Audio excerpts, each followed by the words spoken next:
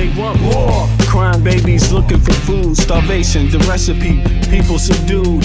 When the people you trust got it in for you. Deceit is the word of the day and every clue. Don't let it go. It's from the days of old. Time is up, but some still do not know. Can I make up my mind? Is it worth the dime? Do I have to take a minute just to make it mine? Life's never fair, but don't listen to the TV. Go out and take a listen to the streets with the people in the slums and the homeless bums with degrees and degrees sitting under a tree. It's not easy in the world for the poor man, the one that brought you to reality. See, they don't want you to know about the black sheep. Leaving 7 rows to the 12 families all around the globe with an ancient code. Is it really asking a lot to say a death old? Cause we sitting on the earth looking back at extinct, and I'm standing on some ground that's about to sink. I ain't scared for a minute, I ain't about to blink, but I documented for the world what I see and think. Feel we on the call and I feel we on the break. All Congress gonna do is waste paper and ink. Vote or die, you voted and you'll die. You can have it both ways, can't say it's a lie. You can march all you want, but they playing you wrong. They only understand war, it's the same old song. They want war, all they really want is a war. Diversionary tactic to make the big score. The diamonds in the morning, you know they want more, but they wanna keep you low, so they manifest the war. War, all they really want is a war. Diversionary tactic to make the big score. The diamonds in the morning, you know they want more, but they wanna keep you low, so they manifest the war. Like a lotus coming out of the mud with colors, I create envy in those with power but jealous. I unify the poor with my song, the hell with the others. Descended the way they treat indigenous brothers, cause I understand we link forever. They try to hate us even though that we keep it together. I'm not talking about controlling the air or the weather. I'm talking about maintaining the truth, the high endeavor. A rebel drops bombs in the midst of trouble. The free world counterattack and now there's double. But nature gets the shit in a way to settle. If you stop the machines for a minute, you might hear, but they won't, cause the TV's whisper in the ear. Right. Capitalism has eyes that don't. Yeah, back at it again, y'all. Hope everybody's doing well. Yeah, you know, wow, it's been a crazy couple of days. I had to chill out a little just to get my energy right. You know, I've been kind of busy. I'm always busy. You know, for folks that don't know, I'm always very, very busy. But even though I seem kind of lighthearted, and I am lighthearted at the end of the day, you know, I am a lighthearted kind of person, no matter what. You know, I'm the type of person that can pretty much wake up the next day and try to give it my best in a lighthearted way. You know what I'm saying? I don't know where I get that from. I think it's just how I've been all my life. You know what I mean? Kind of a chipper person. But what can I say? But I had to take some rest, you know, and actually I feel great. I'm so happy that I did. And but the rest of this shit doesn't stop. I mean, and that's one of the reasons why I took a break, because this administration, the Trump administration, is an administration that is simply about throwing all kinds of bullshit on everybody at all times, just constant bullshit. And as much as you would like to be along for the ride, you know, it's too much for everyone to keep account of at all times. You know, it's really a challenge. And, you know, unfortunately, the news should be more boring.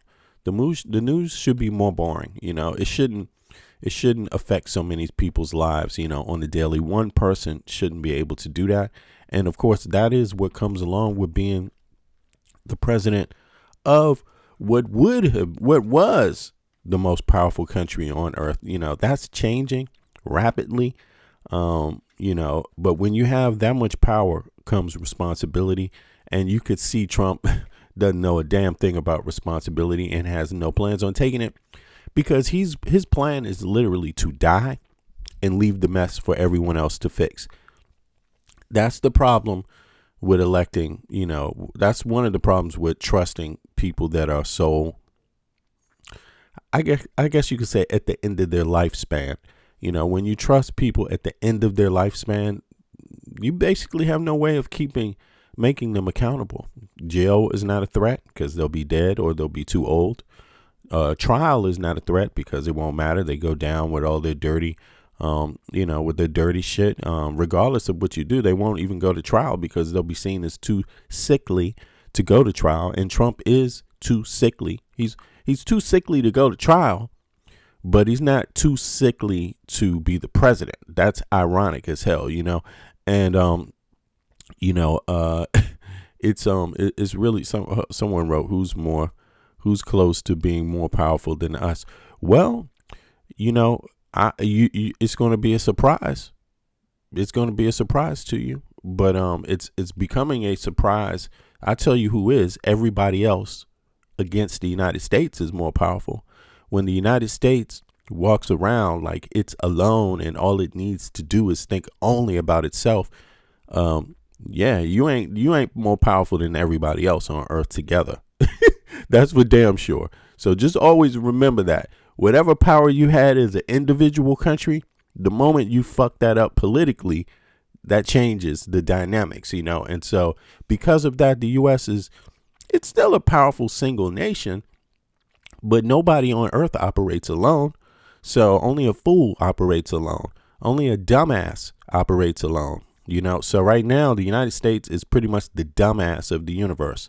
Even aliens on different planets don't operate alone. If you want to get down to that, you know what I'm saying? They work together. Even the aliens on other planets work together and shit to do something else. But, apparently Americans don't want a president that works with other people unless it's Israel. I mean, I don't know. That's a real mystery there. Why would you want to? Is Israel the second most powerful country on earth, or the third, or the fifth?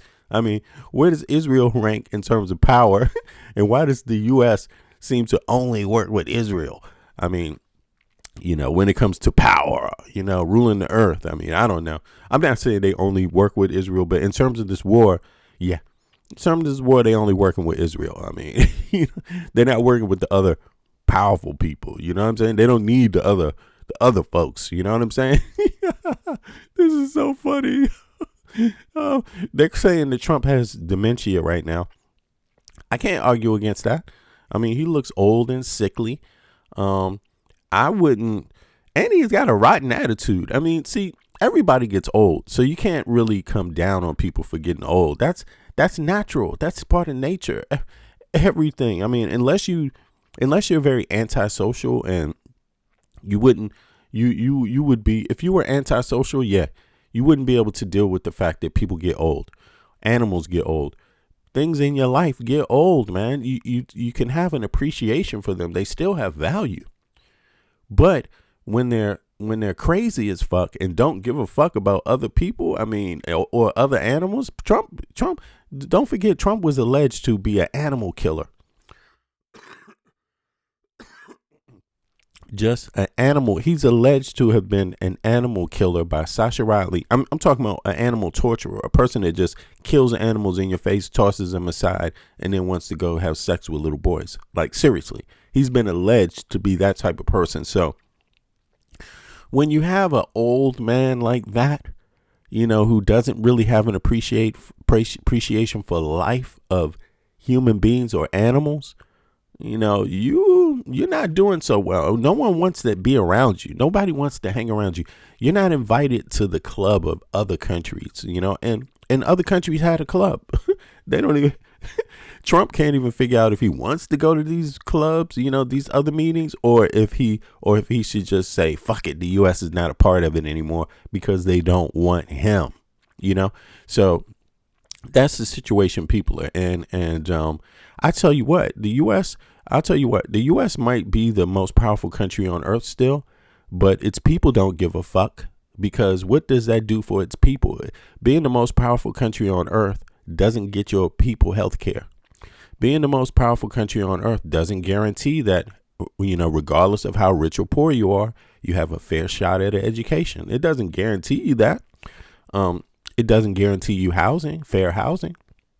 So you might be the most powerful country on earth, but what is that worth? You see what I mean? And if it's not worth something to you, then what the fuck does it mean? It means you have a different idea of what power is. You see what I'm saying? Just like the drug dealer on the street with a gun, with an AKA, he feels he's the most powerful too, all the time, with that gun. You see what I mean? You always feel that way. The most powerful individual with the biggest gun, But even they get caught, even they get shot, even they get got. You see what I'm saying? There's more than one way to skin a cat. So we're going to find out. And right now, the United States is being skinned alive. Like, it doesn't know how to operate. Its people are really not doing well. And its people are saying it, and its government is not listening to its people at all. And somebody else said, what Biden been doing? Yeah, well, that's an excellent question to illustrate, how crazy Americans are. They're not concerned about right now.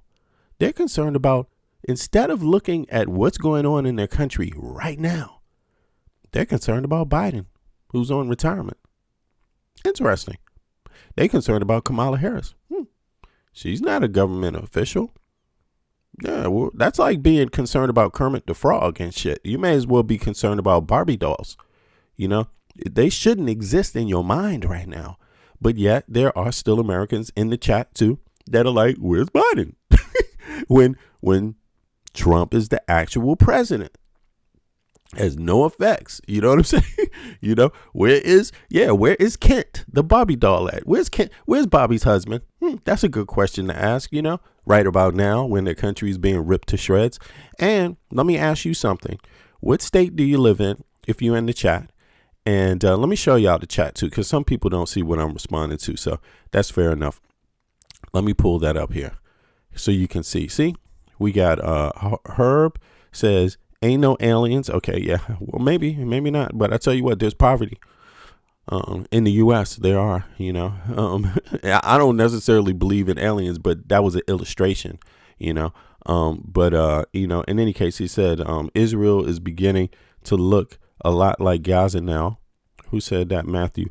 Yeah, that's what I hear, too. I hear Israel's looking a lot like Gaza. I mean, again, listen, I'm not a person that wishes harm on Israelis or Palestinians or Iranians. I see human beings as all being worthy, and citizens as just being that, citizens. The everyday people don't deserve any of this shit. And I wish the everyday people much better. But these governments don't listen to me. Netanyahu doesn't listen to my philosophy. He won't give my philosophy a try. I'm not important to Netanyahu. I'm not important to Trump. I'm not important to the Iranian government. I mean, I'm just being real about it. I'm an everyday layman. You see what I mean? And everyday laymen usually don't get listened to by these kind of people, politicians. You know what I'm saying? And also on top of that, I live in Denmark, so I'm not really concerned about them listening to me. That's the other side because, hey, Denmark has a different type of population that's about to vote. Today is the vote, by the way. Tomorrow's the last day. Tomorrow's the last day for the election, and I'm not. See, you see that?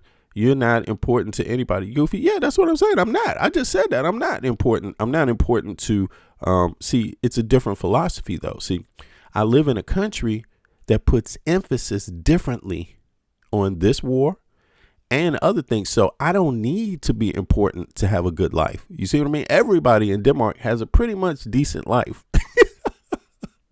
So I don't need to be important. You know what I'm saying? That's the difference. Again, we going back to your philosophy about power. It's the same person. Herb said that too. He's talking about power, right? Yeah, I can't really see all of the chat. Let me change it because so y'all can see all of it. What he's saying here, it's funny. And that's where we started too. What is power worth? What's power worth to you? You know what I'm saying? And to me, right? I see that for some people, power is very different from others. Some people like Herb feel powerful because they're part of the most powerful country on earth. That's how Herb sees it. But will Herb tell us what state he lives in and who his healthcare provider is? Is that a fair question? How much do you make a year, Herb? What kind of job do you have, man? What's your life like? Prove what power equals. Like being a member of the most powerful country on earth. What does it get you? I'm a member of the most powerful country on earth because I'm an American citizen, but I live in Denmark. You don't need to be the most powerful country on earth in Denmark to have health care. In Denmark, you don't need to be the most powerful country on earth to have universal education. See, so there's a different philosophy running things here. And in a lot of places in the world, Herb, I don't know if you realize that. So again, the question of power is, what is power? What does it mean to you? Does power mean my country rich people have a nuclear bomb and they can blow up the world if they want? Or does it mean you have access to clean water? You have access to health care every day. You have access to an education no matter how much money you have. It depends. People use power differently. Power means something different to different people. And that's what we're getting at. We're talking about values. And you can see Herb has different values, right? Different values, it's just straight up. You make $80K a year in Virginia ain't shit, Herb. Have you heard of that lately? Did you know that? Stop. You're bragging about old numbers, buddy. That's another example. I have a cargo business. If you have a cargo business, you're working very hard for 80K, and 80K is not much, my friend. It's not much. I mean, I hope that's not what you're talking about, power, because Trump, most people that start talking about powers are talking about it in the millions, couple $1 million range, at least at the very minimum.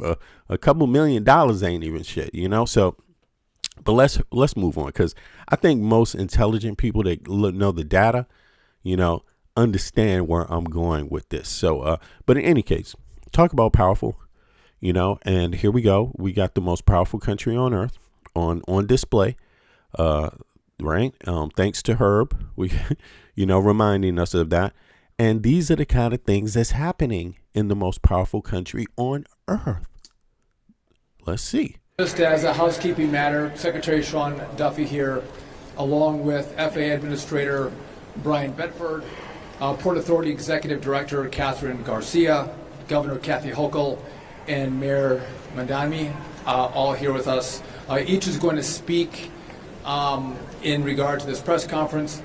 When this is over, we'll take your questions, but just want to give you a caveat. There may be a lot of questions about a lot of issues. We are here to talk about what happened last night at LaGuardia. So if you have other questions, please don't ask them. That's a different press conference for a different time. So moments ago, I had a chance to speak to President Trump after he finished his press conference in Memphis. Also spoke with the Transport Minister of Canada, Stephen McKinnon. And again, our two teams work very closely together. I want to take a moment and just walk through the facts again of what happened. There was a CJR 900 from Montreal here to LaGuardia, operated by Air Canada Express and by Jazz. It collided with a Port Authority fire truck at approximately 11:45 p.m. last night. There were 72 passengers on the plane and 4 crew. Approximately 40 people were sent to the hospital after the crash. Several have also been released. As has been reported, the 2 pilots of the aircraft passed away in the crash last night. And I do want to note that we send our deepest condolences to their families as they're going through, no doubt, a grieving process. There were 2 individuals in the fire truck. They too were sent to the hospital after the crash. Now, there's going to be a lot of questions, I know, about what do we know at this time. And what we are going to do is give you the information that we can. We all have the respect for the NTSB. The NTSB goes through a thorough investigation. And we are conscious about the information and the facts that we give you because we want that information to be accurate. There's some information that we hold back that the NTSB has that we allow them to do the investigation, and it takes months, sometimes up to a year, before we get the findings of that investigation. But NTSB is on the ground at the airport. The FAA is on the ground. Over 10 people from the FAA are here, as well as Transport Canada is sending a team to LaGuardia as well. Our 2 countries work very well together. There's a well-worn path where we collaborate together when there's aviation crashes in either of our countries. The administrator and I were at the crash site earlier today, which is easily visible from the airport, and it's incredibly sad.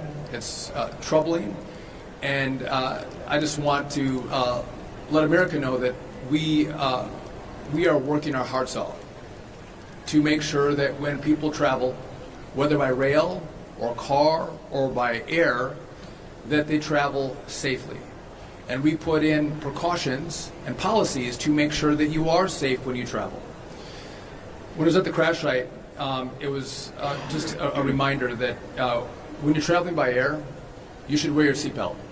If you see the videos of the air crash, wear your seatbelt when you're on the airplane. Also, in a car, wear a seatbelt. As you see from last night, they do save lives. I'd also note that as of now, LaGuardia is open. There is a reduced capacity because the aircraft and the fire truck are still in their positions from last night. So we are going to have reduced capacity for some time, but the airport is operational. Again, we'll come back and take your questions, but at this time I want to turn it over to the FAA Administrator, Brian Bedford. Thank you, Secretary Duffy. Again, I want to extend my deepest sympathies on behalf of the 44,000 men and women of the Federal Aviation Administration. Yeah, so for people that don't know, there was a wreck in LaGuardia Airport, among other things, but they're still investigating it. Listen, I said this for a minute. No matter what country you live in, even the United States, even though the U.S. is a little different how it reports, hybrid incidents, but the EU has reported a lot of hybrid, just normally reports hybrid attacks. And my thoughts on it is very simple. Given these type of instances, what they're designed to do, I'm not saying this is a hybrid attack. I'm saying I think people should start thinking, when things happen and they can't put all the pieces together, you might start wondering, is someone getting a little help, right? Now, what a hybrid attack could look like, or what it's designed to, it could be a airplane crash, right? It could be a boat crash, right? It could be damage, and damage to electrical grids, right? It could be train crashes, right? It could be these kind of things, fires, it could be a lot of different small forms of accidents, things that typically look like accidents, right? Unexplained accidents, right? But what are they designed to do? You see, they're designed to move politics. That's the thing about it. It's designed to move political agendas. So it doesn't really have to be, how can I say this, a mass attack to move the intellectual thought of a group of people, right? Once it hits the news, once commentators start commenting on it, once the, politicians get involved, that's what they need. Now, we talked, I just mentioned last week, there's a new article out in the Washington Post about how Russia has done hybrid attacks. And one of them was in a hybrid assassination. They're saying it's been reported in the Washington Post, but it's reported all over the globe, right? In the EU, that Russia did a hybrid assassination attack against, what is it? Is it Orban? I think it's Orban out of Hungary. Is it Hungary, or what country is he from? But in any case, the attack was designed to make it seem like people were trying to stop him from becoming the elected official, hence boost up his numbers. Kind of like the attack where Trump walked around with a Band-Aid on his ear for a tampon on his ear for months, when they found out later it was just glass that hit his ear, right? And the individual that did this, he's dead. He's a 22-year-old that was on the black web. So they really haven't followed up on that. The FBI hasn't released more information about that, but it's just something to be concerned about because, I suspect, and I said this before, there will be a lot of hybrid attacks because, somebody doesn't want to give up power. And the way you can help a person from the outside, if you're a foreign government and you want to help or you want to harm somebody, is through hybrid attacks, or it's through helping on the internet. It's through boosting up the algorithm. That won't really work this time, since that is what happened the last time and everyone's prepared for it. We're used to trolls at this minute not qualifying who they are or what they believe. You know what I'm saying? They kind of just expect stupid people to just believe without seeing anything, right? But Americans may not be used to hybrid attacks and using those to steer politics. But let's just check it out. I'm just saying, because Mamdani is the president. He's the first Muslim president of New York. People have vowed, there's a group of people that really do not like Mamdani, even though he's for healthcare, childcare, right? Even though he's for rent freeze, things like that. There's people that see that as an attack on democracy. It's people that have stated that. Fox News have stated he's a communist. They've come up with these, kind of theories which promote this kind of anything is justified to stop him type of thing. Somebody wrote Epstein is Epstein is alive and Maxwell is pardoned. I don't know, but it looks like she is going to get a pardon for Trump for sure. But let's see. Our responsibility is quite seriously managing the safety of the air traffic control system. Yo, how about that? What's up, Christy? In the national airspace. So we're deeply Norm, what's up, Norm? I appreciate you. Moved by the Purple the tragedy Groovy of last night. Winter. Been in contact with the leadership teams of both Air Canada and Air Canada Jazz to express our sympathies, as well as my peer at Transport Canada. And of course, we are a supporting agency in the investigation now. The National Transportation Safety Board is running the investigation. So there are few facts we're going to be able to share with you today. What I can share with you, of course, the weather conditions last night were moderate winds out of 050 at 7 knots. We had broken ceilings at 9,000 feet. Visibility roughly 4 miles in raining conditions, so there was mist and fog here at the LaGuardia Airport last night. We had a situation with United Airlines aircraft that had experienced an aborted takeoff. This is the reason why the fire and rescue crew have been deployed. Of course, the Air Canada flight was arriving on runway 4 when the incident took place at the Delta intersection. Again, I want to extend my sympathies to the families of the two pilots. These were two young men at the start of their careers, so it's an absolute tragedy, that we're sitting here, with their loss. So my heart really goes out to the families for sure. But we are committed to a full, transparent investigation. We will support the NTSB in any way possible. And again, we look forward to being able to take concrete actions to ensure something like this will never happen again. Let's find out what's going on with this. I mean, I'm sure there'll be more to come out regarding this attack, but or not attack, this incident. I'm already calling it an attack. But again, maybe it is, maybe it's not. Who knows? But let me just move forward. There was some other coverage of this real quick. Let's see tonight here. with that deadly collision between an Air Canada jet and a fire truck at New York's LaGuardia Airport, killing both pilots on board and now sparking a major investigation into what went wrong. This new video showing the moment. Look closely. The plane slams right into the fire truck as it came in for a landing, sending debris flying everywhere. And you can see here in the light of day. I mean, is it incompetence? Do these things, these crashes, these incidents? We've had this before, right? We had in recent times, right? We had actually just the first couple of days of Trump's presidency, we had a helicopter flying over the Potomac, flying into or having a crash with, because of another airplane. We had a few different crashes like this. We've had some incidents on the ground that happened already, and they're saying it's because of air traffic controllers aren't, basically that was a big issue, firing air traffic controllers when Trump came into office and then trying to keep the rest of them overworked. That was the introduction to Trump's presidency. Right. And that still hasn't. We're talking about this administration, just this administration. Let me pull that up just to be clear. And then before we get into the next segment of it, I'll play a little more of this and then I'll pull up some information here. The mangled wreckage of that plane. Investigators are now on the ground. The big question, did air traffic controllers make a fatal mistake? In a moment, you'll hear audio of one of the controllers saying, quote, he messed up.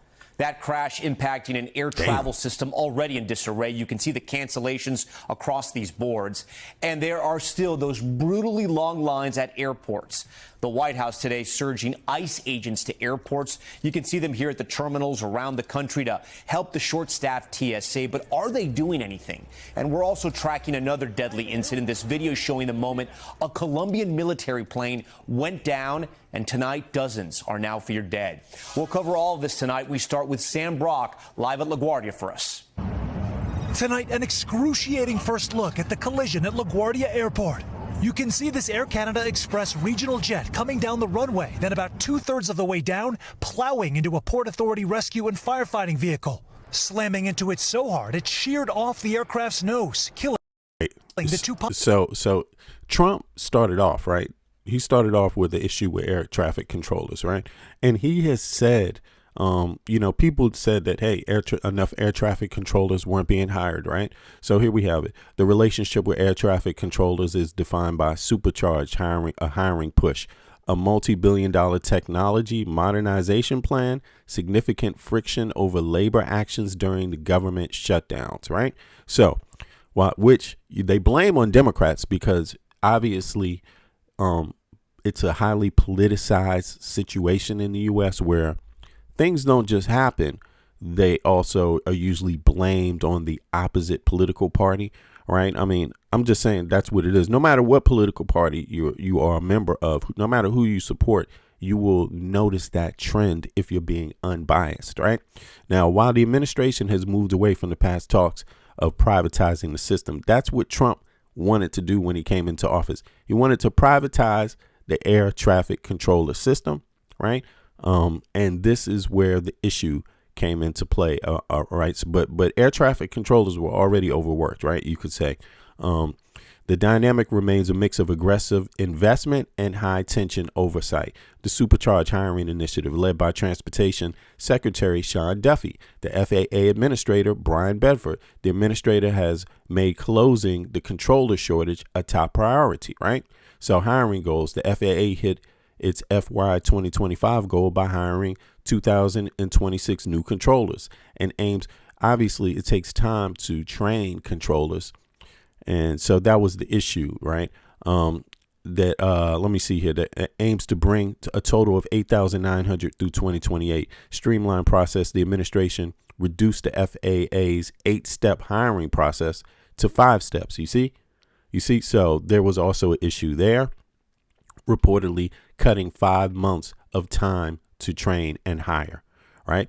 You see where this is going? Financial incentives. New measures include a 30% salary increase for academy trainees, right? Retention bonus so they got a lot of bonuses, but they cut the training time down. That's kind of similar to ICE, you would say.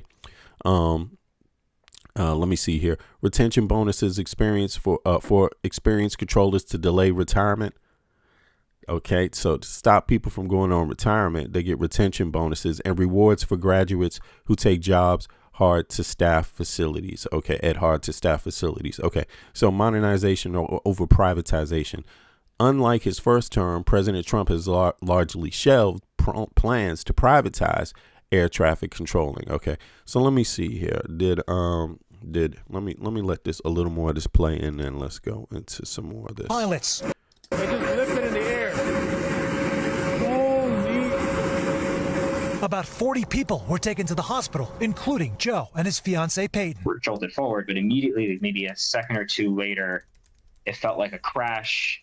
These two pilots who unfortunately lost their lives did everything in their power to stop the plane and slow it down at the very last minute when they saw the fire truck there. And he took this video moments after getting off the plane. You can see people climbing out on the wing. Air traffic control recordings revealed the truck had just requested permission to cross runway 4, trying to make its way to another plane that had just declared an emergency because of an odor on board. Truck 1 and Company LaGuardia Tower requesting to cross 4 at Delta. A controller giving the go-ahead. Truck 1 and Company cross 4 at Delta.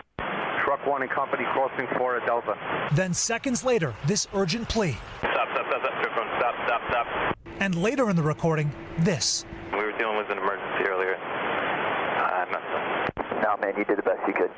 Jack Cabot was sitting in seat 18A. The scary moment was when the plane tipped from being, it was nose in the ground on the original photos that you'll see, and then it kind of like the front of the plane fell off, and then that caused the weight imbalance to kind of shoot the plane up. And there was people exiting the plane as that was happening.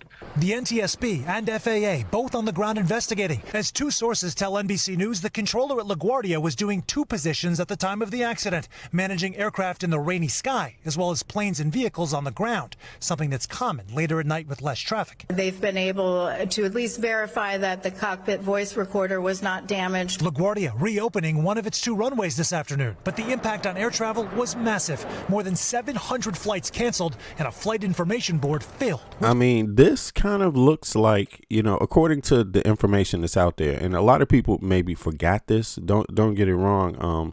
Don't get me wrong. There's people that will, see this like I said, in a politicized way. And I think that's okay as long as you don't stick to it when you're shown information. See, your starting point, no one can blame you for being politicized, because it's a highly contentious situation here in the U.S. right now.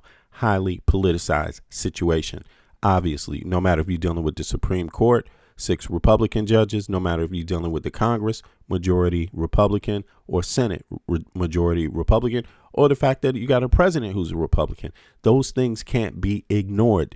And if it was the opposite, those things would never be ignored either. And you shouldn't be asked to ignore those things. But when you get down to the detail, right, the fact is that Trump began his term firing FAA air traffic controllers, employees, weeks after the fatal. See, so this is just this is February 17, 2025. This is less than a month. This is less than a month. He already started firing FAA controllers. So, then he switched after doing this to his idea that, we should privatize it. That's when Sean Duffy was appointed by him. This is all Trump appointees wanting to privatize core industries that get public finances. They get taxpayer dollars. They want to privatize it. So, in other words, instead of taxpayer dollars being managed by the taxpayer and controlled by the taxpayer, and the companies that orchestrate these things. I mean, should air traffic controlling be privatized? What's next? I mean, the airplanes are already private industry.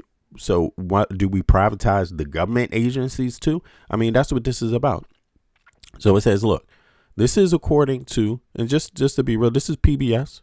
And again, it's highly politicized situation. So some people will say the public broadcasting PBS, right, is not, is unfair or is biased. You see what I'm saying? Yeah. Anyway, here, according to AP News, in case you don't believe PBS, right, the Trump administration has begun firing several federal aviation administration employees, unpending staff on a busy air travel weekend, and just weeks after a January fatal mid-air collision at Ronald Reagan Airport. You see, so he came in with an air collision and fired people, loads of them. And this was on the federal level. This had no oversight, no congressional oversight, no Senate oversight. It was executive order that did this. That means executive order means the president does not have to go to the American people and Congress in any form and decide what to do. He just did it. And these firings ended up in court and things like that. But after they were done, it takes time to go through the Supreme Court. A lot of his firings have been overturned, but these, not all of them were, because of how it's being done. Loopholes, right?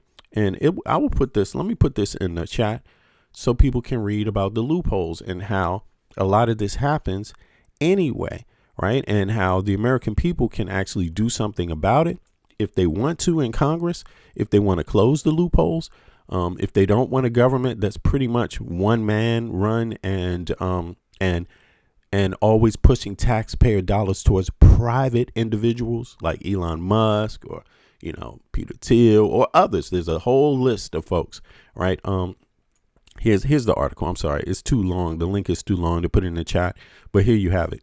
So on PBS, you can see that it's written by Tara Kopp, Associated Press, right? So this is coming through their feed. It's February 17th, 2025, right? So, all right, so let's go back to this.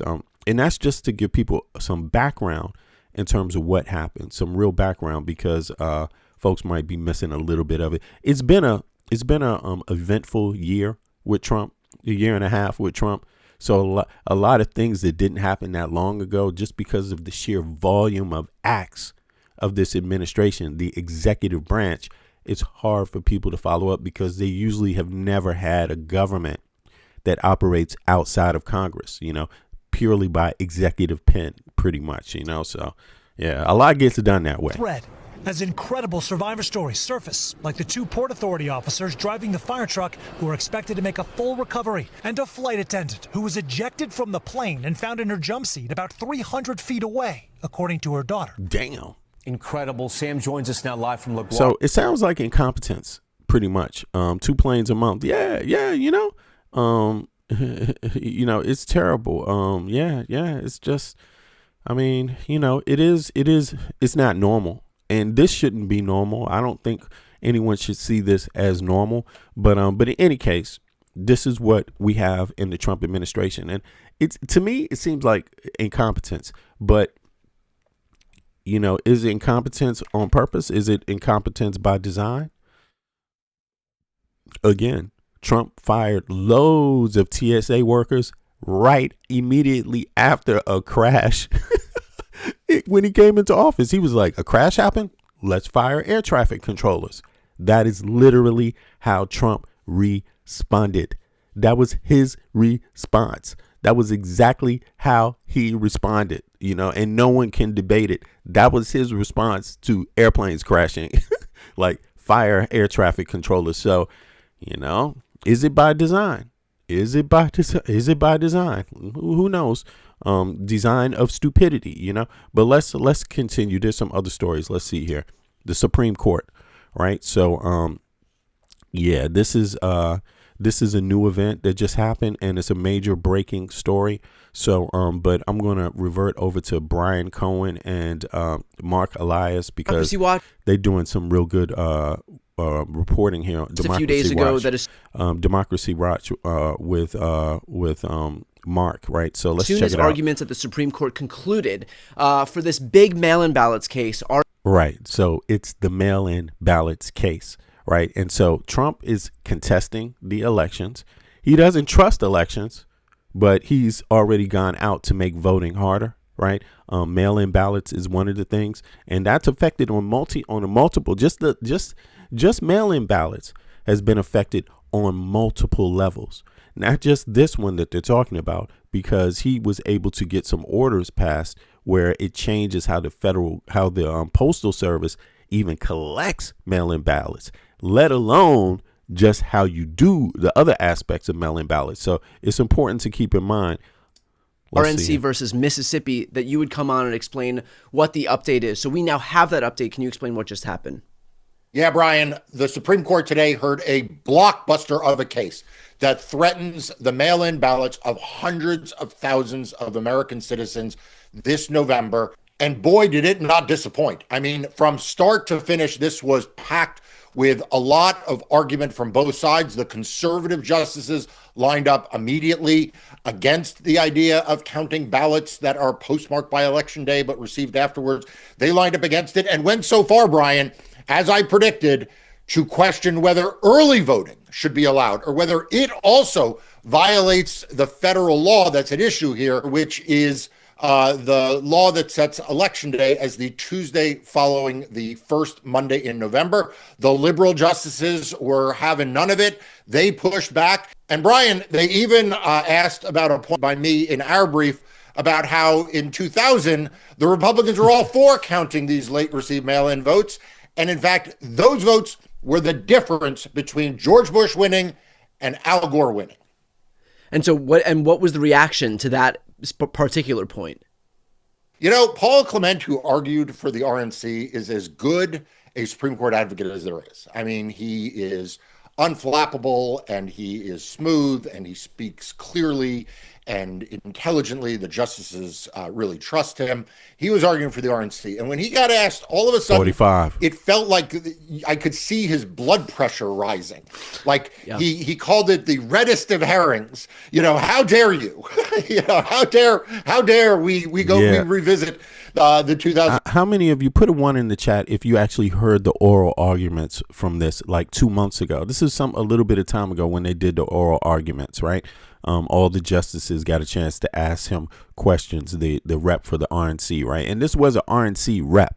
You see what I mean? So it's the RNC going to the Supreme Court challenging Americans' rights to vote, the current rights that you have to vote. The RNC didn't want you voting, mail-in ballot. You see, and it shouldn't be a surprise because Trump announced that that's what they were doing, right? They want to challenge the Supreme Court. They want to challenge the Constitution on that, right? On voter rights. So let's listen.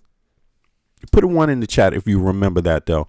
Put a 2 in the chat if you don't remember it. I'm just curious about the folks in the chat and how many of my viewers, I know a lot don't actually watch from their phones, so maybe they can't put a 1 in the chat, but they watching from their TVs. By the way, click the like button, and if you're watching from your TV, please pick up the remote and click the like button too. It helps more people coming to the stream. I've been gone for like 2 days, but listen, let me know if you remember when they had the oral arguments. We watched some of the oral arguments here. So people that watch my channel, they did hear it. The ones that watch it normally, right, did get to hear some of it. And it was bullshit arguments, if you ask me. But nonetheless, it's up to the Supreme Court how they rule, fair or not fair. And a lot of things, like they viewed student debt relief as unfair. Like Biden passed student debt relief. The Republicans challenged it in the Supreme Court, and the Supreme Court said, yeah, it's fair that you're in debt your whole life until you die because of student debt relief. It's fair. It's a fair, normal practice. That's what they said. When it came time for minority farmers a relief, right? Farm aid gets given out normally in the U.S. every year. Every other year, farmers get billions of dollars subsidized farming to protect their farms because of whatever political environment they live in. Well, when it gets sent out to the states, the states don't always equally give out the money fairly to all farmers. So some farmers have a grievance about that. American farmers, right? American farmers, just like everybody else, but are likely to be discriminated against, have been refused some of that federal dollars that they pay tax money into themselves. Well, it went to the Supreme Court, and the Supreme Court said, no. You can't issue them you can't deal with unfair treatment. No. We will not deal with how states unfairly dealt with farmers across the country when it comes to accessing federal dollars. We don't believe that. Wrong. And they shot it down. So there's a lot of things that get shot down that make perfect sense to a lot of Americans based on their real life experiences that to this Supreme Court makes no sense. They are against it. And we're talking about being against American citizens that pay the Supreme Court's own salary. Just interesting. Something to think about. An election. Look, he called it the reddest of herrings. How dare you? How dare we revisit the 2000 election? Look, he argued that it wasn't applicable because in that instance the mail-in ballots had gone out late. I don't know what. So they had gone out late, and therefore a court said that they should be counted in contravention of what Paul Clement is now arguing is federal law. I don't know. It didn't seem like his best argument, but I got the sense that a number of the conservative justices who I understand worked for the Bush campaign, they weren't too eager to have this line of argument either. We received right. So in other words, another case got heard by the Supreme Court when it's already clearly stated in the Constitution who runs this shit, who runs the elections. It's the states. The federal government has no point in it. They don't have any. The only point they might have is if a state makes a claim that somehow voters' rights are being trampled on, or people are being discriminated against or stopped from being able to vote, the state has to make the claim. Then the federal government comes in and says, we'll assist you. You see what I mean? Or if enough people say the bad practice is happening, here is the evidence, and they talk, they have to provide evidence before the federal government steps in. Ample evidence, right? Well, here's the opposite side. They're just making a claim that they can't substantiate and wanting the law to be changed. And remember, the claim is that there's millions of illegals voting. That is the claim. So, because keep in mind, there was 80 million American citizens that didn't vote in the last presidential election. So even 1 million illegals is nothing compared to the amount of Americans that voluntarily don't vote. The federal government should be concerned about those 80 million that voluntarily don't vote and find out if there's systemic failures in their lives that are stopping their right to vote. They should be launching a investigation about that, but they're not here. They're looking for the 0.01% of illegals that might somehow be voting in the presidential election. You know what I'm saying? And the Supreme Court heard the case. They heard oral arguments. Why? The Supreme Court is not obligated to hear any bullshit case be made. They're not obligated. So so you got to understand how this works. Just because it's Republicans and just because it's this administration, they're saying, okay, we will hear oral arguments. And now they're shooting it down because it's painfully obvious that the argument that was made was utter bullshit. That's why they had to shoot it down, but they didn't even have to take it because everyone knew the argument was bullshit based on the math. It's just simple. So here we go. Especially as it relates to some of these conservative justices in terms of how they might rule. Yeah, look, I think that there were three camps that emerged.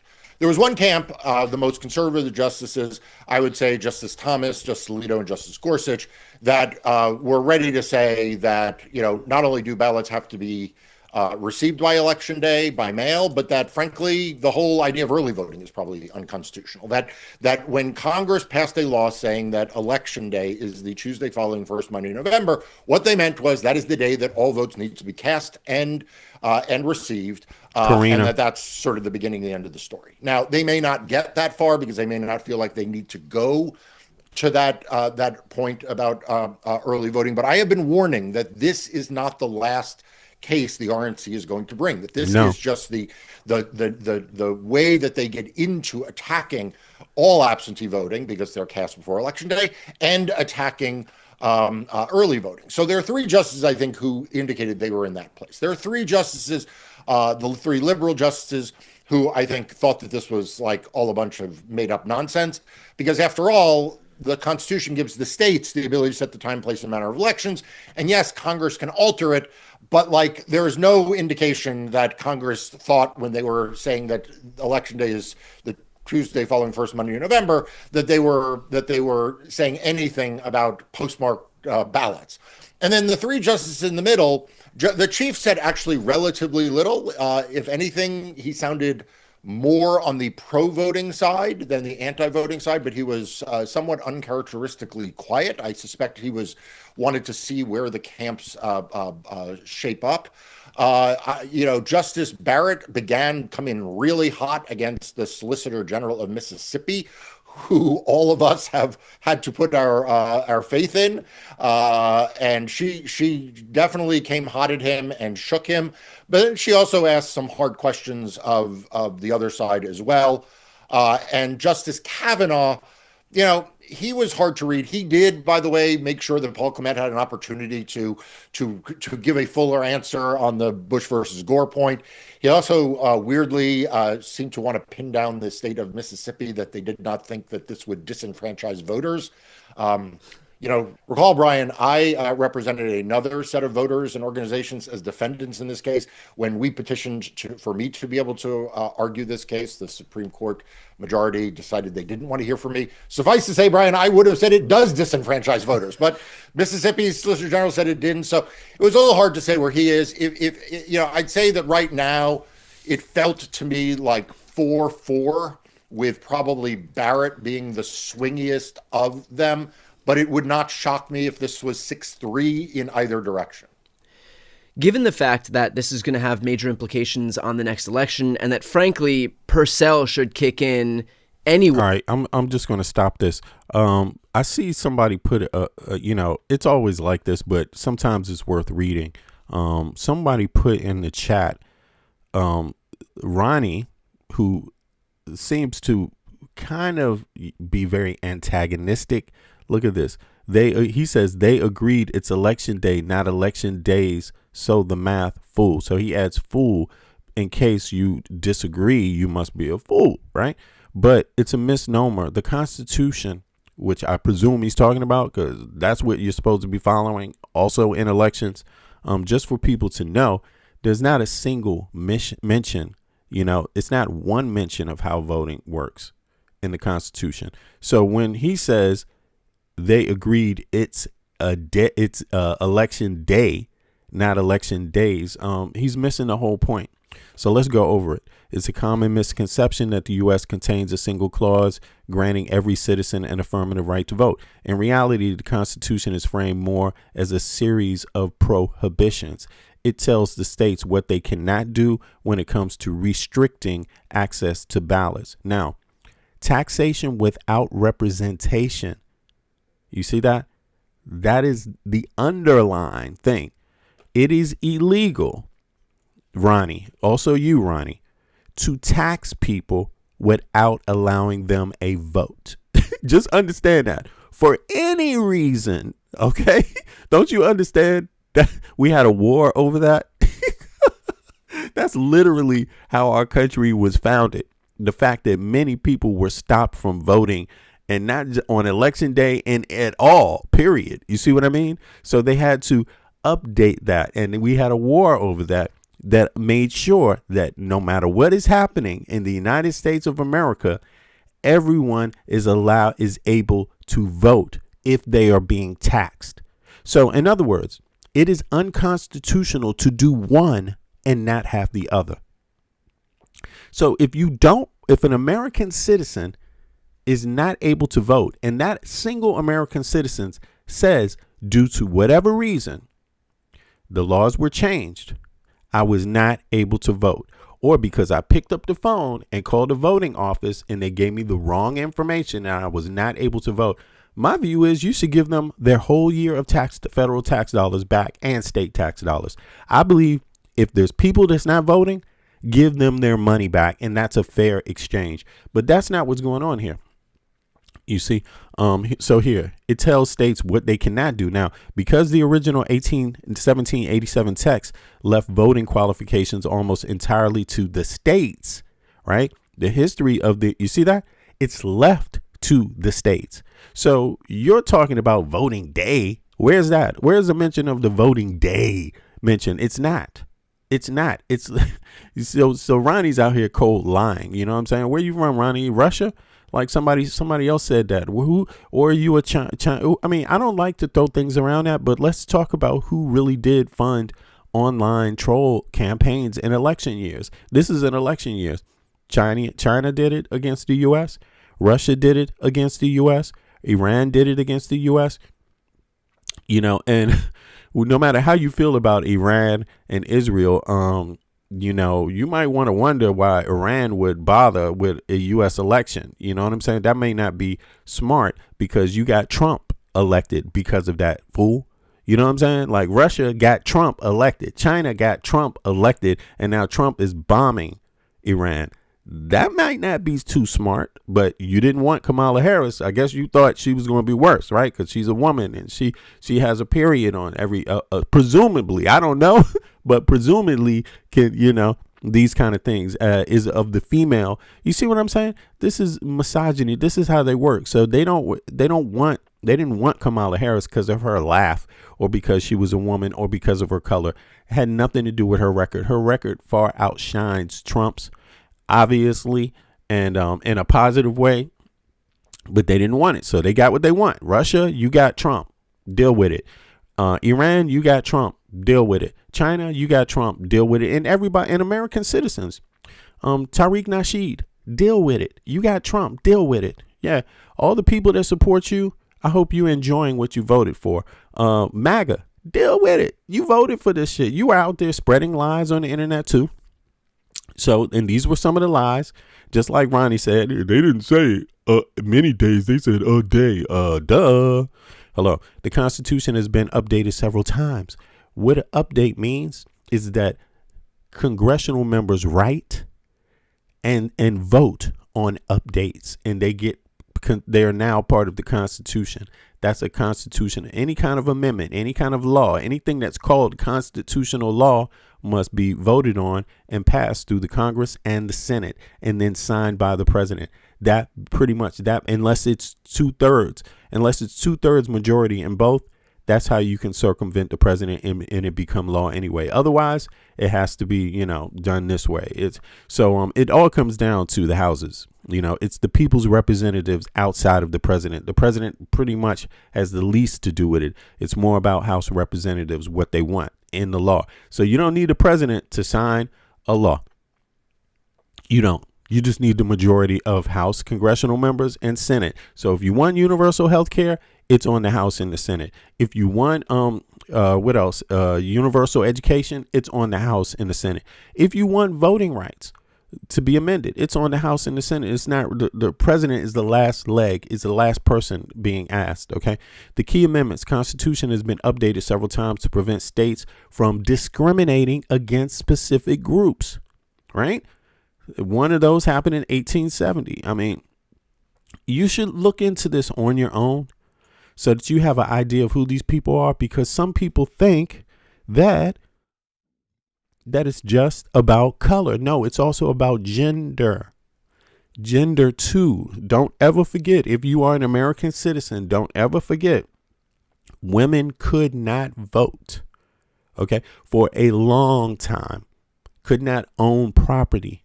Women were considered the property of men pretty much for a long time, like slaves. OK, so 1870 prohibits denying the right to vote based on race, color, or previous condition of servitude. So that means no matter what type of servant you were, any type of servant, it forbidded that, the prohibition of race. So you could continue to maybe be some kind of servant and vote. So they just made sure they worded it so everyone can vote. Everyone who lives in the U.S. who has no other home, no other place they call home, can vote. In 1920, prohibits the denying the right to vote on account of sex. Yes, they had forbidden that. Only in 1920 could American women fucking vote. Okay, this is how serious this issue is. They're about to fuck with this. I mean, don't you understand the Supreme Court is about to have a case where they literally tell you this is the Voting Rights Act. The Save America Act wants women to go out and get new birth certificates because they get married and change their name to their husband's name. Do you know how many American women, because of that bill, if it passes the Senate, will have to go and get some new ID, a new birth certificate before they get new ID? Do you understand that? That's called prohibiting women based on gender, because women are pretty much the only people, the main group of people that have to do that. They do that for cultural reasons. Okay. Yeah, that was 1920. That should have been squared away. Well, it's not. It's now a part of the Save America Act that could pass the Senate any day. This is a Republican bill. OK, even though women have this legacy in America of not voting at all before 1920, the Republican Party thinks it's a good idea to look at women again and decide whether they should be able to vote or not through the, this little what do you call it? This loophole of saying now you need to go out and get a new birth certificate because you changed your name. So you can't vote. OK, but you can pay taxes, though. Yay to everybody that pays taxes. Yay. You must do that or they will throw you in jail. But if they hinder your right to vote, you just got to have enough money to sue, or you have to hope that there's a good person like Mark Azayas, the democracy org, right, that is out there and is willing is willing, to do something about this, because a lot of people aren't. You know what I'm saying? Let's be honest, and the Republicans aren't. So then you had 1964, prohibit poll taxes in federal elections, preventing states from charging fees to vote. They decided that in 1964. Well, what do you think is going on right now in the Save America Act that could pass the Senate? Yes, they want you to pay money before you can vote, i.e. get a new ID that costs money. It's not the federal government paying for it. It's not the state government paying for it. They're asking you to come out of your pocket and pay a fee. Is that not tax? Okay, 26th Amendment, 1971, lowered the voting age from 21 to 18. So that's just some background on it. So let's continue, because this is the biggest, probably the biggest story, and not just this one case, as Mark broke it down. This is a series of cases going to the Supreme Court. One had just got shot down, which I don't even think they should have even heard in an election year. How can you even dare make a ruling in a fucking election year? Why not just put it off to the next year where there's no election broadly? But instead, the midterms are in this year, marked as major elections, major federal elections, and yet they want to hear this case. I think it's bullshit to begin with, but this is what you get when you have 6 Republicans, a majority, right, in the Supreme Court. They hear things that ain't really making sense. Way and prevent any ruling from given the fact that this is going to have major implications on the next election, and that frankly Purcell should kick in anyway and prevent any ruling from interfering in the 2026 election, because we are so close to that election and ballots are already going to start to be printed. Is there some imperative for the Supreme Court to move faster than they normally would? I mean, the Supreme Court will hear these cases and we might not have a decision from them for months and months and months, but this is a little bit different, because the longer you wait, the more cataclysmic and chaotic an election will become if they have to abide by this ruling. Yeah, so I'm glad you asked about Purcell, because actually Justice Kavanaugh asked about Purcell as well. He asked Paul Clement, hey, we have this doctrine that says you don't make changes to election laws. Courts don't strike down or change election rules in close proximity to elections. Is there a Purcell problem here? And again, Paul Clement, who is, really one of the best oralists before the Supreme Court, I could tell he didn't have a particularly good answer. He just sort of waved it off and said, oh, no, this would be easy. States, no problem. They could, if you just said ballots don't get, counted if they're received after Election Day, that wouldn't be much of a change. That wouldn't confuse any voters. States would have no problem implementing that. All of a sudden, I finally found a law that the Republican National Committee thinks could be implemented at the last minute without any problem. When it comes to every other law that might enfranchise voters, then it's super complicated. It'll cause mass confusion. Election officials won't know what they're doing. But, striking down the date and the processing of absence. I just got to say something.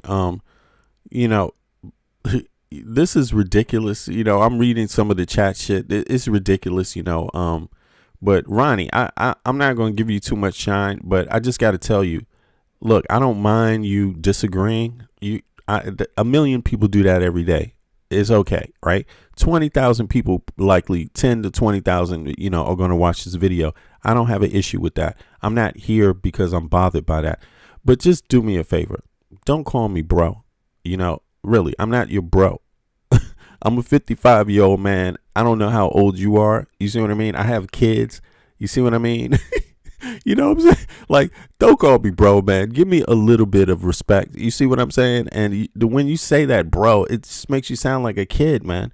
Like, just don't do that, okay? We can still discuss and dialogue even if you disagree. But Ronnie says, and we will minus the bro because we're not bros, okay? We're men. We're grown men. We're not related to each other. We have nothing else in common, okay? So, yeah. And we don't have to have respect for each other. Now, yeah. Now, I'm allowing you here. All right, I see. Look, he just wants to be on some suicide troll shit. But before I do that, because he's just too much, man. He's not following the conversation. He's more interested in me. Just so people can see, this is the person you're dealing with. That's Ronnie. So Ronnie joined April 5th, 2024, exactly 2 years ago. Ronnie has no information on his page, and he is, enjoying the chat, the privileges that I give people in the chat. You know what I'm saying? By disagreeing about everything that you say. So it's really me, y'all. The rest of y'all in the chat, don't worry about it. Ronnie's here because he disagrees with me. Little old me. I must be doing something wrong, right? Or am I doing something right? So there you go. Now, Ronnie, I gave you some shine. Here, you've been in the chat. Do you think having a 2-year-old account with no information about who you are, do you think that qualifies all the statements you've made in the chat? No. So I think you might want to put some stuff about who you are on your YouTube page. So people like myself don't ever confuse you with being a troll. Like put some identifying information so we know where you live, what your nationality is, what your lifestyle is like. For example, if you're rich, show us that nice house, man. Show us that nice car, man. Show us something, man. If you're an American citizen, show me your yard at least. I mean, let me hear something. As a matter of fact, I'm gonna do something else. Here, in the top of the chat, you will see that I'm gonna put the link here, and someone, Ronnie, you too, you can actually hop up and you can let people know where you're from. Since you got a lot to say here, I'm pretty sure you're going to bypass that because most people don't, that are trolls, don't want folks knowing anything, even how their voice sounds. But here we go. Boom. You can hop on up. All right. So there we have it. Now, I'm going to let the trolls, I'm going to let Ronnie and his little troll buddy that, continue. Now back to the voting rights. That was the conversation. We weren't communicating about Ronnie. Ronnie's not that important, and he doesn't want people to know who he really is, even though he can hop up on the Discord link and talk. So anybody that wants to hop up, feel free to hop up. Now back to Mark Elias and this Supreme Court ruling. Here we go. Ballots in like half the states in the country, no problem.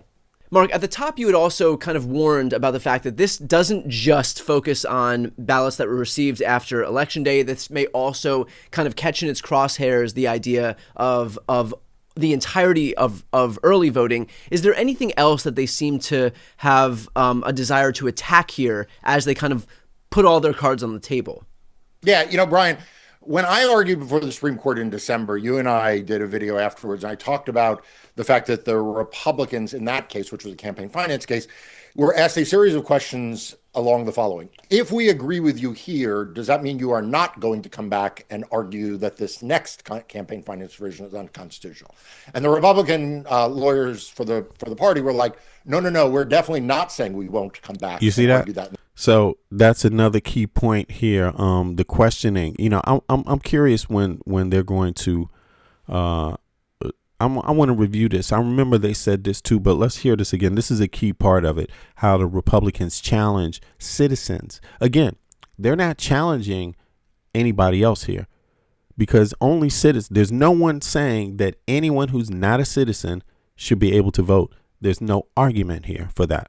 The argument here is being made that citizens shouldn't be allowed to vote if they can't prove at the election, at the voting booth, if they cannot pull out a passport or cannot pull out a birth certificate that has their exact name. This is what's being argued, right? And that they can't vote early, or they can't vote, the day before, or they can't vote, absentee ballot. A lot of this is going in there. Now, the main American citizens that will be affected by this are women. Because women, by cultural standards, which has been a norm, it's not exclusive, but normal cultural standards in the United States means women, loads of older voters.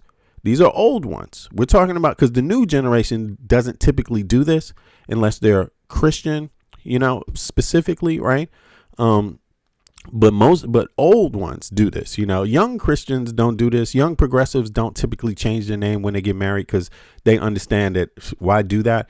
But the older generation did. So you have loads of old women, right? And I'm sorry I'm using the word old, but let's say we have women who are 50 years and up, which are a major part of the voting population in the U.S., that only had the normal customs, and they mostly changed their names. Yes, elderly. I'm sorry. I'm sorry, y'all. I don't have any issue with elderly people either. If I'm saying the wrong term, I'm sorry about that. But elderly people, a lot of people 50 and up watch my show. So big up to the old people. I'm old. Yeah, you know what I'm talking about.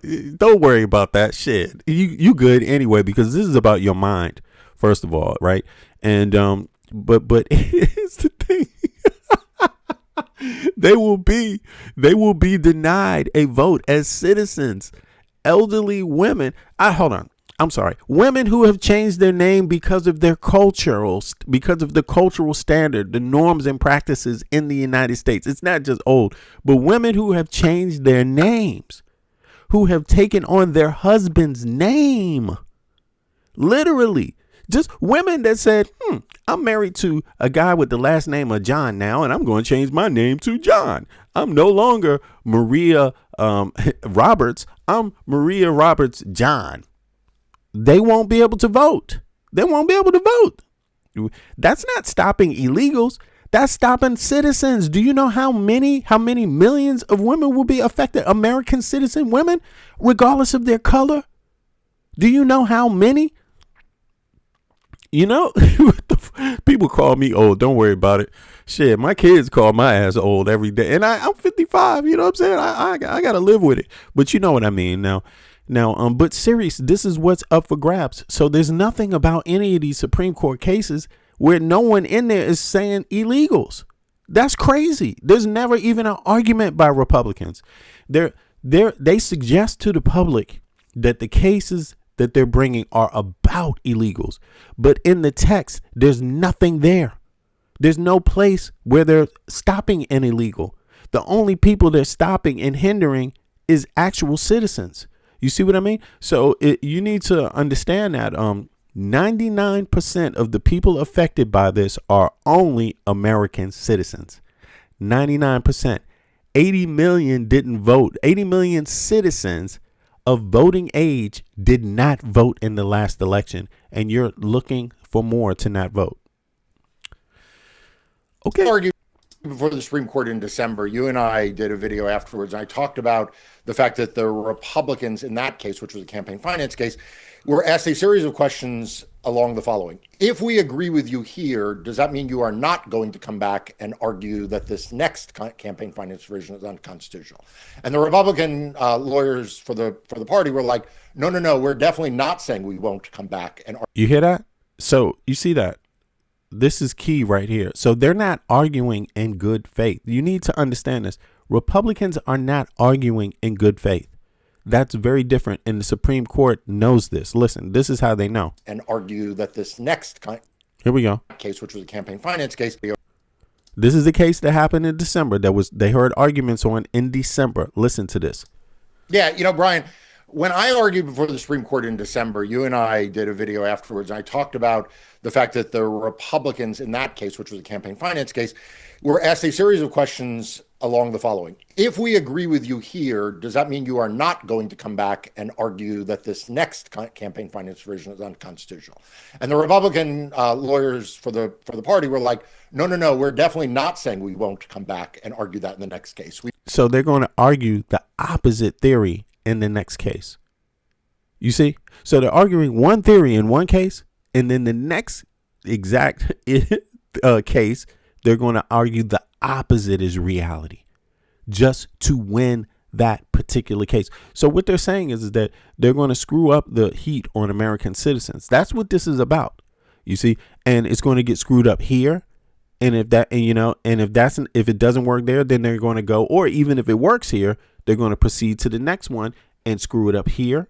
You see what I mean? So this is just something for American citizens to look, but also people that are not American citizens, people that are members of NATO nations, people that are members of functioning democracies outside of NATO, pay attention to this, because it doesn't matter what party name you put on it. What's being done is anti-democratic. It is anti-citizen rights. You got to understand it and see it for what it is. Taxation without representation is what they're shooting for here, you know, and people need to be concerned about it. So let's now that that's, let me just hear the last little bit. We may very well. And so I was waiting to see if we got the equivalent of that here. In other words, would the justices put to Paul Clement and Sauer, who is the Solicitor General of the United States, who, by the way, was just an appendage of the RNC in this argument. It was really unbelievable. I mean, like, he was just there to be like, I think that the RNC basically got this right. I know that's a big shock for everyone. But anyway, you know, and the fact is that there was this side issue beyond the early voting issue, which would be a really big deal if they banned all early voting. Beyond, by the way, doing away with almost all mail-in voting, right? Because mail-in voting is done before Election Day, right? So like, basically, if you took their position to its logical extreme, which I've said all along, we have to assume is where the RNC is going to go eventually, not in this case, but eventually, where the Trump administration is going to go, because Donald Trump has already said. And they're going to go here because American citizens don't pay attention to their own Supreme Court, you know, which is paid for 100% by taxpayer dollars. So every time you go to work in the United States of America, taxes, a substantial amount, are taken out to pay for congressional members' dental care, their kids' private school, their luxury homes, senators' kids, wives, luxury homes, luxury vehicles, dental care, health care, best on earth. Yeah, they get that. They can afford it. It also pays for the justices' kids to go to private school, best house, you know, dental care, all of this shit. They're arguing that other American citizens that pay their taxes, that pay their salary, should not be able to vote, or should have to go through more sets of hurdles if they want to vote this year. That's what they're arguing. I mean, where does the word fair come into this? Where does the word fair come into it? You see, it'd be different if you were paying for the changes. There's no way in this case where the federal government, the Republican Party, the Supreme Court is suggesting that any change an American should have to do, that the government demands that they execute it themselves. The government executes this change and pays for it 100% within 1 week's period of time. They're not asking for any guarantee from the government, and you're the one paying the government. Who the fuck is supposed to pay for this new ID? Who the fuck is supposed to pay for a new birth certificate? What the fuck? Who's guaranteeing how long it takes to get any of this shit? So it's a tax, number one. But number two, they're putting the burden on the actual citizen that pays the fucking tax. Who's putting the burden on them? Who's putting the burden on the Supreme Court? Who's putting the burden on the congressional members? Who's putting a burden on the Senate? Who's putting a burden on the President of the United States? Nobody. You're only paying them money. You're only paying for their salaries. There's no burden.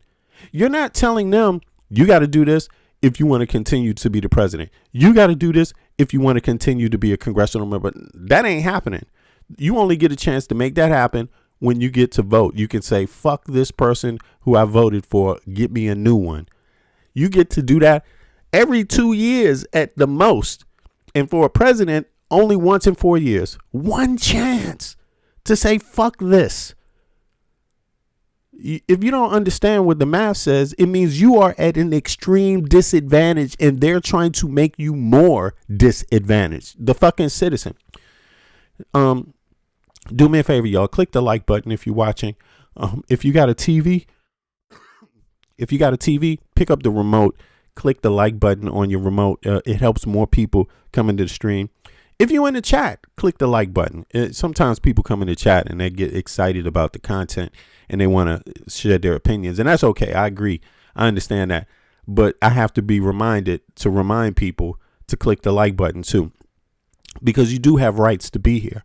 It's not a democracy. I can block anybody's ass. The chat is not in private mode. You know what I'm saying? It's not even in membership mode. It's not even in subscriber mode. I could block your ass if you don't at least put a like. You know what I'm saying? And let me see. Yeah, this is so funny.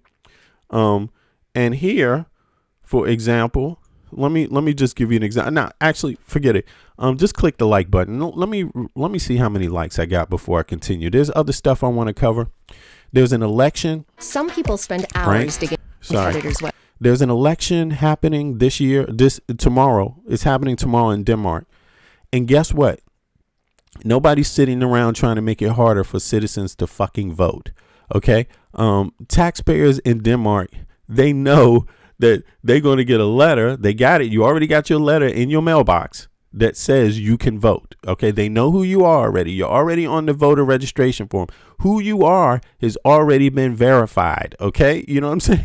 You to be able to vote, you have to go and get it in your mail. They deliver it in your mailbox. You said the government, the federal, the state that you live in does all of this shit. So people, 51 likes so far. Exactly. 51 likes is 200 people, 150 people watching. And it's only 50 likes. Do me a favor. Take a second to click the like button, y'all. I appreciate that. Now Denmark, there's an election. The election is tomorrow. Right, it's a parliamentary election. It's election for the big seats, for the head of the state, right? And so that party is expected to lose some votes, not because of, people like how Mette Frederiksen has been responding to the U.S. Most people like it generally. She's come out strong, and I like that too myself, even though I'm not a Danish citizen. I live in Denmark, but I like that. But people are expecting that the party overall doesn't get as many votes this time around, and that's due to other things. People want their social benefits to be maintained. A couple of years ago, the retirement age was heightened under the same party. You see what I'm saying? And so people aren't feeling that in Denmark. A few other things, but overall, my life as an American, by far, I'm blessed to live in Denmark. I don't complain much myself. I'm blessed to and I have a passport. Somebody look, some of you people need to learn what I'm gonna make an example real quick. But here we go. I'm blessed. I vote from abroad. I'm an American citizen. I'm not a Danish citizen. I live in Denmark. So I already have my passport. I got a new passport just 2 weeks before Trump took office, this administration. So I got a new one. So I don't need another one for 10 years. I made sure I wouldn't have issues with that because I suspected issues out of this administration. And indeed, I was correct. But normally I know how to vote. I'm a Washington, D.C. dual resident. So a resident of D.C., a resident of Copenhagen, Denmark, right? So American citizen. So I already know the voting process. But keep in mind, they're not talking about people like me. You should ask yourself, there's no way in this where this affects a person like me. And you have to ask yourself, the Save America Act, why? Why is that? You have to ask yourself, why is that? You see what I mean? It's because they're targeting specific people for other reasons. American citizens they're targeting. You see what I mean? They're not me. Of course, I'm concerned. I've always been concerned, but it's not going to happen. We already went through the information for what's in the act, and no, people that have passports, you won't be denied. People that as long as you follow the new rules, if it passes, you won't be denied. If you have a passport, if you have a new valid birth certificate, that might be a second option for you, but that's not as good as the passport. The passport is a single document that clears you for everything.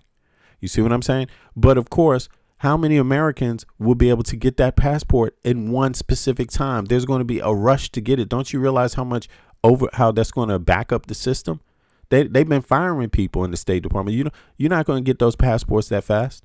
You see what I mean? And women, as usual, are the target. Like, seriously, women, this should be called the most misogynistic U.S. government in modern times. That's what this should be called. Yeah, elder people also. Rafika about to get me in trouble saying older people. It's elder people. Yeah. People, yeah, people 55 and above, right? Like myself, or, you know, who may have changed. I didn't change my name because I'm a man. But you see, I don't have to change my name. No one's asking men to change their name in the U.S. when they fucking get married. You see what I mean? But women as a practice have been, for cultural reasons, they've been asked to change their name. They ask, do you want to change your name to your husband's name? They get asked that shit all the time. And a lot of them do it. Well, now they're about to make sure that you never do that again. A lot of women are like, what the fuck? Why did I do this? Because you are a target for this next election. You are seriously a target. And just because you married somebody who's a Christian, that's why you a target, because you're a Christian woman that changed their name to her husband's name. And a lot of people understand this. And let's say, these are American citizens whose family go back to the colonial period. People that are older, elderly, or people that are up there in the age, they haven't had to they haven't had a reason to go and pull out their birth certificate. What if you had a fire? See, in America, if you had a fire in your family's home, a lot of people kept their records in their parents' home. What if their parents had a fire and all you had was the copy that remained? A lot of people, because you use a qualifying database in the U.S., they don't use one single record to prove whether you're an American citizen. They use multiple different forms to do it. You know, like for one, a paycheck, right? Number two, Social Security card. Right. Number three, you know, they can use variable ones, a bill, an electric bill, these kind of things. And, you know, can qualify you. They know because now they can triangulate. Aha. All this information keeps pointing back to you. And yes, a person like you does exist in our Social Security database. And you already know that Elon Musk and them committed fraud. They already proved that, no, they didn't find anybody who doing fraud, you know, getting Social Security checks or anything. All this was about fucking over the American election system anyway. But there's a lot of people, even right now, that haven't even asked themselves, do they have an actual valid birth certificate? I'm talking about American citizens. I'm talking about American citizens. There's a lot of, I'm talking about millions and millions and millions. We talking about maybe 10, 20% of American citizens. How many don't even fucking read? First of all, I'm talking about on a high school level or above. You see what I'm saying? So there's literally right now, while this conversation is happening in the Supreme Court, when it's happening in the Senate, there's millions of Americans that still haven't put the pieces together to realize that they talking about them. It's them they talking about. It's millions. It could be 10, it could be 20 million American citizens that haven't figured out that they are the ones that's going to be stopped from voting because they don't have they don't have a birth certificate. You know what I'm saying? They haven't had to have a birth certificate in their entire life to do anything that any normal American citizen does. They haven't had to have it. Even a lot of people have passports and they had a passport before where they didn't even need a goddamn birth certificate. Do you realize that? Do you realize how many people do you realize how many Americans have had American passports and didn't even have to have a real birth certificate? They could use a copy. Do you realize that, right? That's how common it is for an American citizen to not have a actual birth certificate, a real one. I'm serious. A lot of people had copies. And so, and I know this because I'm one of them. I don't have a copy. I don't have a copy anymore. Yeah, I have a, one officially stamped one from the U.S. government. Right. But and also for my kids, too, even though my kids were born abroad, I have a legally stamped copy from the U.S. government because they're American citizens, too. You know, they also have their passports. But a lot of people that are like 30, 40, 50, they haven't even thought about it. I'm talking like they haven't even figured out that they may not even have a legitimate birth certificate. And that's going to be something they have to deal with. Now, the law is not passed. You don't know if you will have to deal with that yet, but you only have 6 months left. What if all of a sudden in 2 months, before the election, they decided 20 to 30 to 40 million 50 million maybe Americans all of a sudden have to go out and file for a new passport. What's that experience going to be like? Or a new birth certificate. What is that experience going to be like? What is the effect, the compounded effect, going to mean for the average person? You know, the average person we talking about, and how much money do you have to spend to get it? How far do you have to drive? What if they make a mistake when you drive there and stand in line for an hour and then finally get to say, I need a new birth certificate? And what if there's one little thing that went wrong and then they call you and then you got to go back? How many times are you accounting for mistakes? Because look, you can be an American citizen and there could be loads of mistakes. There could be loads of forgotten information or loads of invalid things that happen, things you can't account for. So do you want to be a part of that? Now, in any case, let's move on. Let's move on from here. I just want to see what else I missed in the news here. Let's see here. This is Hakeem Jeffries, the Democratic leader on the congressional side. We just heard from the White House about President Trump's plan to deploy ICE agents to airports tomorrow. I want to bring in House Democratic leader Hakeem Jeffries. Thank you for being here this morning, sir. What's your response to what Tom Homan revealed here? Oh, hold on. I see somebody saying that they clicked on the Discord link. Hold on. Let me see here. No, I'm not. I'm here, but you gotta be reasonable. Like, I'm not sitting there looking at the Discord thing, but I'm glad you mentioned it. And for those of you that want to hop up, you should mention it in the chat also, right? It doesn't have to be a secret. So now that you mentioned it and I could read it, and don't get me wrong, I don't always see the chat. So I don't always see it, right?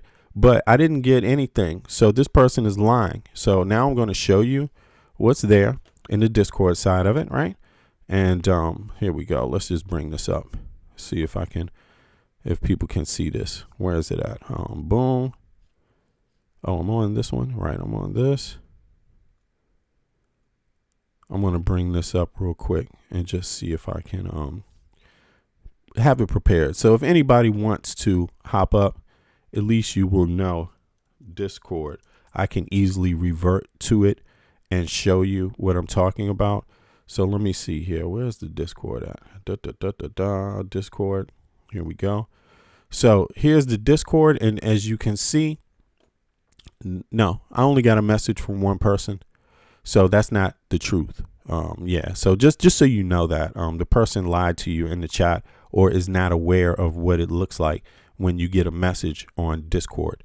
Now let me do one other thing here. Straighten this out so you can also see. Here we go. So that person that sent me a message, I know who that person is. That's Friars. Friars sends me links and things like that from time to time. So these are all Friars messages. Now, again, I'm going to put the link in the chat again for anybody that wants to see. So yeah, I'm going down there. I'm going to copy it. Right. There's a lot of people here. You see, Friars is Steve, just for people for their reference now. And these are Steve's messages here. I got notifications. And when you send me a request, I get a notification, and the notification is clearly viewed also. So now that you know that, here, let's try that again. You just do yourself a favor and click on that link if you want to hop up and speak. So, yeah, just so you know, you could clearly see I have not gotten a notification. What is your username? I mean, there's no notification here. It's not here. So I don't know what you're attempting to, suggest, but you just told people that you tried, that you clicked the Discord link and that you're there. And no, see on the left here, you will see where it says 11. On the left side, there will be a new message, a new notification. It will show me who is trying to contact me on Discord. That's where it will show me. I will click on it and I will add you to the stream. That's how it works. So now I'm going to go back to Mr. Rebuke and Prove.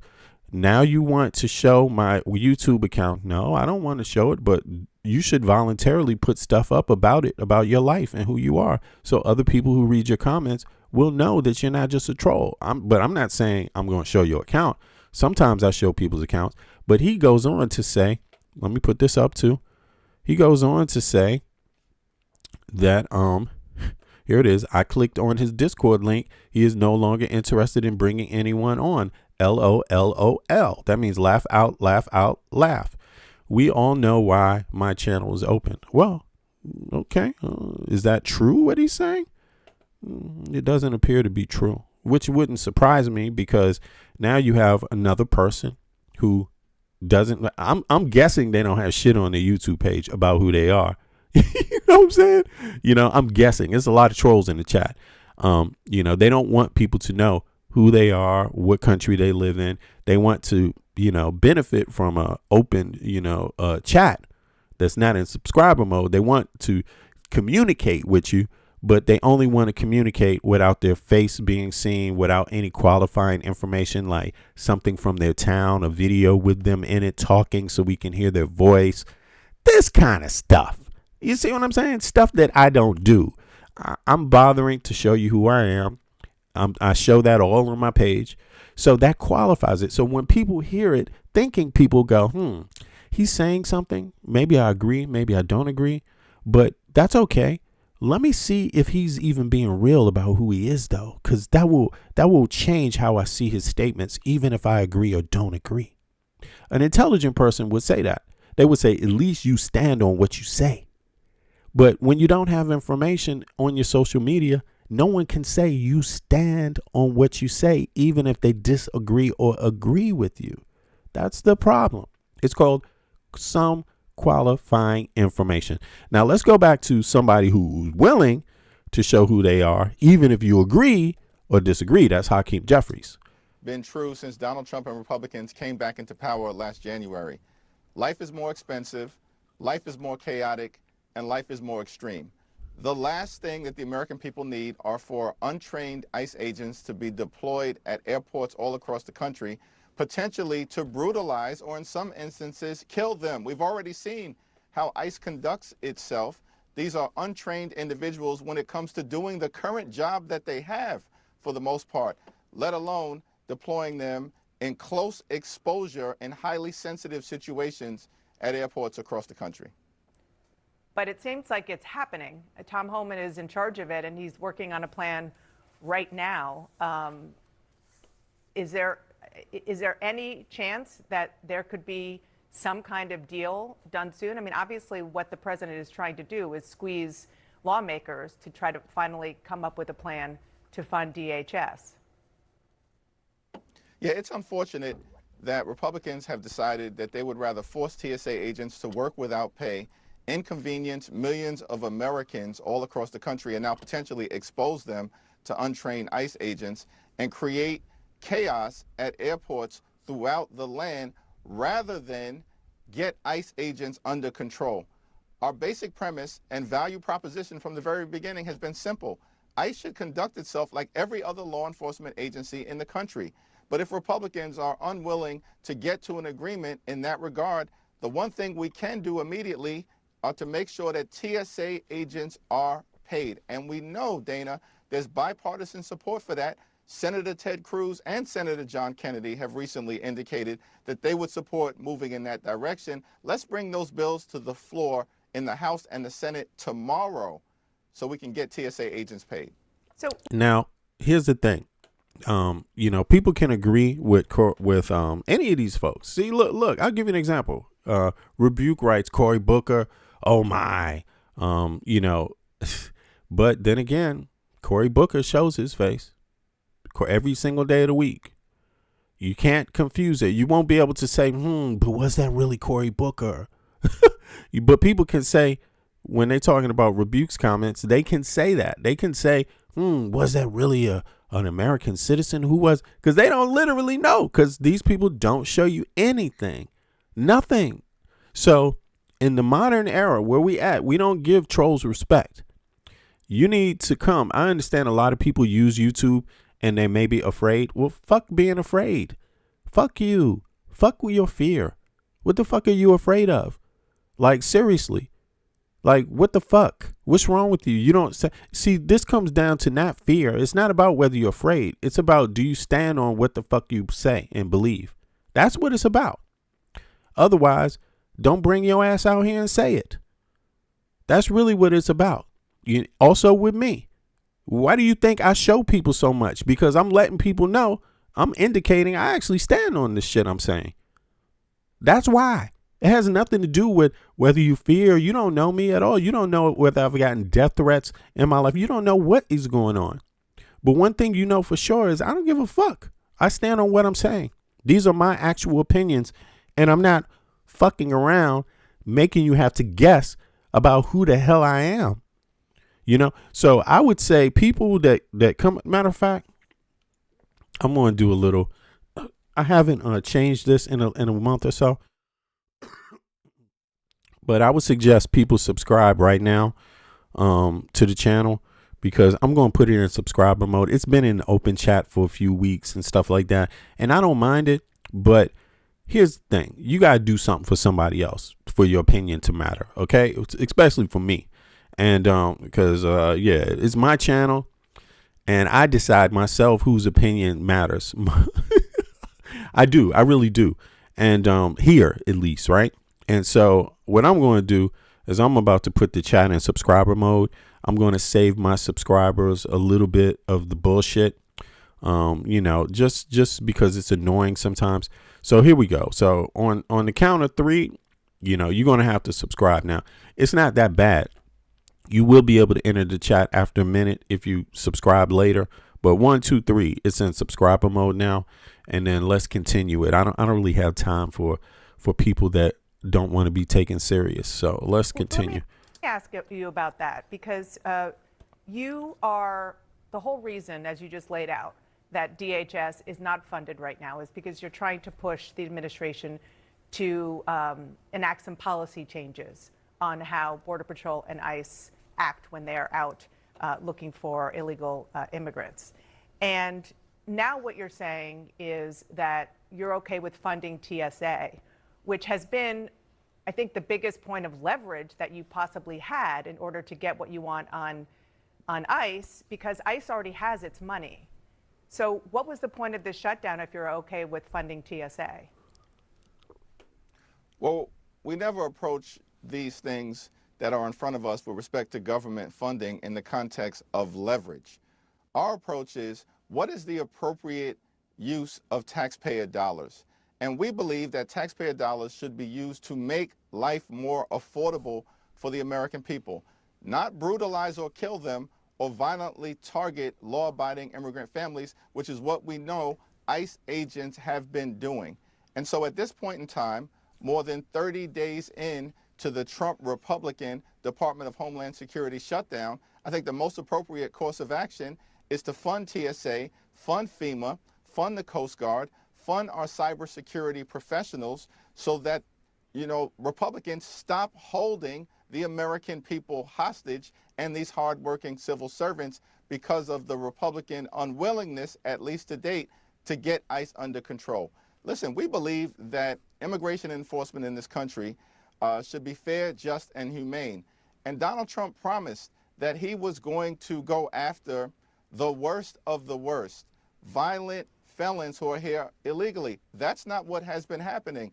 They're targeting American citizens and law-abiding immigrant families. And of course that needs to end. That is not an appropriate use of taxpayer dollars. I'm just trying to understand how, if you fund TSA and the other agencies that you just talked about, how you think that you will be able to put pressure then on the administration to make the changes to ICE that you're asking for. That's a fair question. The American people are going to continue to put pressure on. Yeah, that's a fair question, because yeah, that's a question everybody asks. Like, why are you funding something you can't control, and something that has shown an ability to circumvent controls? You know, and isn't it Congress's job to control an out of control fucking president? Isn't that the Senate's job? And so I do get why Dana's asking that question. Yeah, can we get to 80 likes? Yeah, can we get to 80 likes? But, you know, also, you notice how none of those people were subscribed, but they want to be in a conversation with you, but they don't view subscribing as something important to communicate with everybody else. Even though people agree or don't agree. Look, and I'm going to tell people this again. It's important to let people know especially when you have a lot of opinions. See, this is what I'm saying. When it's one thing if you just watch and you're not busy stating your opinion all the time. That's a different thing. A lot of people just use YouTube to watch channels. They don't participate in the chats and all of that. But when you make a logical choice to participate in the chat and offer your opinion and want to debate and want to do all kinds of shit with people, why don't you qualify who you are first? So people know who they're debating with, so they at least can make an intellectual value choice about who they spend their time with. And when you don't want to show any qualifying information about who you are, that actually is saying you want to be pretty much circumvent all the checks and balances. You don't want people to really know who you are, but you want people to listen to your ideas. And for me, I just find it as bullshit. I'm just be honest with you. I could sit down with a person that I disagree with, but if you don't even want people to see who you are, what the fuck? This is like going to the dark web and shit, like communicating with people you can't know anything about, have any clue, but you trust them. You spend time with them. What the hell? Them days are over for me. I don't fuck around with like that, And on top of it, you should not be afraid. You are no more danger than I am. There is no reason why you can't show who you are. Okay. That bullshit about danger is bullshit. You are in no more danger than me. Okay. We all share any collective issues. You see what I'm saying? But here's the thing. Also, in how we engage, if I could make a mistake and judge you wrong too, and it can be corrected by what you show on your page. For example, I confused one user with another user because just an honest mistake. But when I went to their page and I saw who they were, I was like, wait a second, something doesn't add up here. And then the user explained to me, yeah, because that wasn't me. That was somebody else. And I was like, I get it. And we could therefore have a good conversation after that. You see what I'm saying? So help people out. You see what I mean? Help people out. And don't make this too hard. Don't make this too hard because you already heard enough from me about this topic. You can reflect on it a while. No one's trying to convince you of what I'm saying is right, but you've been told. You see what I mean? So you figure that out for yourself now. Let's go on. It's not about one. It's not about one individual either. Because they know ICE is out of control. They need to be reined in. And our view is that they should not get another dime of taxpayer dollars until we have bold and dramatic and meaningful changes to ICE's behavior so that they are compelled to behave like every other law enforcement agency in the country. That includes making sure that there are judicial warrants that are required before ICE agents can rip the American people out of their homes in the middle of the night. We need to protect sensitive locations like houses of worship and hospitals and schools and polling sites. We need independent investigations so that if ICE agents break the law, they can be investigated and criminally prosecuted by state and local authorities. We need to make sure that they are trained properly, that there are excessive use of force policies that are put into place, that we have independent access to detention centers. These are all common sense, reasonable things that the American people are appropriately demanding. And they are not common back sense. Away from them. They're common sense. They're common sense. But I think the process is complex. So a lot of Americans need simple answers. And when they don't get simple answers, then they don't necessarily support the right people. You know what I mean? But it is common sense. If you ask me what he said, I get what he said. Yeah, I get what he said 100%. And it is a situation where the funding, how funding works in the U.S., it's not black or white. There's different ways things are funded in federal law. And if you don't understand the different ways that things are funded in federal law, you might not get some of the complexities of what Hakeem said. This is all, and even Schumer. I'm not saying, leaders should always be challenged because that makes healthy leadership, when you have to always prove your value, right? It's important, but keep in mind, everyone doesn't necessarily like Hakeem Jeffries or Schumer. I'm not one of those people. I'm a little more, I look at it like It's the elected officials in Congress that choose Schumer collectively, that choose in Senate. They choose, the Democrats all choose Schumer in a vote. So the collective body chooses Schumer. The collective body chose Hakeem Jeffries. The day the collective body is finished with them, they won't be the leaders. It's just that simple. That can happen at any time. So there's some voters that that just want more, and I think it's okay to push for that. But I think we got to keep in mind what happened in the last election. The last election, people held Kamala Harris to a higher standard than they held Trump, and look at what you got. You got Trump.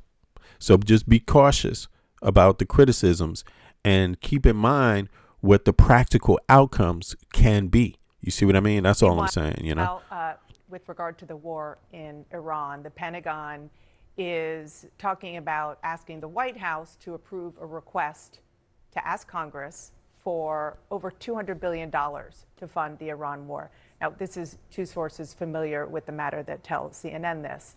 Is there any world in which you would support any more money for the Pentagon for this war?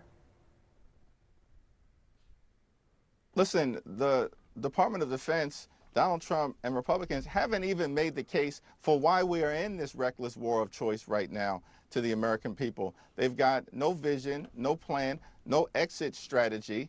They clearly didn't anticipate some of the things that have happened, including the closure of the Strait of Hormuz. What you're seeing right now are gas prices are through the roof, and that's adding to an environment in America right now where life has already become too expensive for the American people because of failed policies by Donald Trump, including but not limited to the Trump tariffs, which have increased costs on everyday Americans by thousands of dollars per year. We should not be spending billions of dollars per day at this point in time to drop bombs in the Middle East when Republicans are unwilling to spend a dime to actually extend the Affordable Care Act tax credits and make sure that Americans can go see a doctor when they need one. Is there something and that, so this is it's a priority if it comes up here. before the House, you will whip, meaning will you urge your fellow Democrats to vote no on any funding, or will you allow them to vote their conscience? Well, we'll have that leadership conversation when we actually have a piece of legislation that is in front of us. I think that's an oversimplified question, though. Dana asked, it's oversimplified. Again, how things get funded is through multiple layers in the U.S. government and in federal law, for real. So I don't know how you can unilaterally even make a choice like that. It's about the details all the time at the exact moment. Now, I don't know. Mr. Adam says, stop posting the link as if you really want. Here, let me show you. As if you really want to engage us. Just stay in your echo chamber. But, he's gaslighting me now. Listen, Mr. Adam, no one's forcing you to not put anything on your own YouTube page about who you are, anything about your own life to qualify your comments. Nobody knows you, man. You don't want people to know who you are. But you're in my chat and you want people to only believe your words. Now, you could volunteer all those things. You don't need me to make you put anything on your YouTube page to qualify who you are. But we live in a day of trolls. We live in an era of trolls. This wasn't my generation when I grew up in the 70s. This trolling online wasn't a real thing back then in our politics. You see what I'm saying? So we didn't have to deal with it. But today it is. So we have questions for people like that. So no one's forcing you to do this, my friend. You forced yourself. Like, this is your stance. This is your standard, right? You have a 4-year-old account with nothing on it. And now you're trying to get people to believe you that, I don't want to engage people. Plenty of people have been on my platform. People that agree, people that disagree. Why the link doesn't work for you, I don't know. But, hey, man, you want people to be reasonable towards you. Are you not willing to be reasonable back? Here's the link again. Click on it. Do you want me to put this is a new link, too, by the way. This was a newly made link. Let me do it again just so people can see. This is so funny, man. Sometimes people can be these gaslighters out here. Here we go. So let me go up in here and click this. so people can say, here we go. Let me invite. These are all the people that come up. You know, you need, right? You need to click on this link, the one I just made. Oh, you can't see that? Here we go. Let me just make sure people understand how it works. Let me pull it up here. Okay. Boom. There you go. Maybe y'all can see it now. When I click on this, boom, that green area, it's just giving me a new link. Now I'm going over to the chat and I'm going to put this new link here. And this is how it works. You see? So when you click that link, you are now part of the Discord system. And what else happens? Here's the cool thing. See on the side here, on the left, you see where it says 11? You can see that? Anybody can see that? These are notifications from mails sent. Now, when you click the link, that is my personal server page.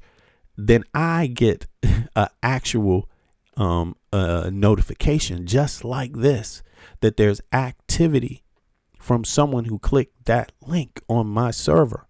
That is literally how it worked for everyone else. Why it doesn't work for you that way, I have no clue. But I'm waiting here live. Click on the link. Click the link. Click the link. Just waiting for the link. Everybody can see the link being clicked in real time if it gets hit, you know, and it's not there. So, I mean, I don't know what you expect, you know, but in any case, let's go back to people that show their faces. Yeah, and that's Hakeem. And whether you agree with Hakeem or not, he's not scared to show his face on, you know, you go to his YouTube page, you see all kinds of shit. But I can tell you, there is strong opposition right now to the notion that this war of choice that is reckless, that's costing the American people now more than $30 billion, should continue. We need to move, which we plan on doing in short order, a war powers resolution so we can bring this situation to a close. I want to ask you before I let you go about something the president just put on Truth Social this morning. He said, now with the death of Iran, the greatest enemy America has is the radical left, highly incompetent Democratic Party. Your response? Donald Trump should keep his reckless mouth shut before he gets somebody killed.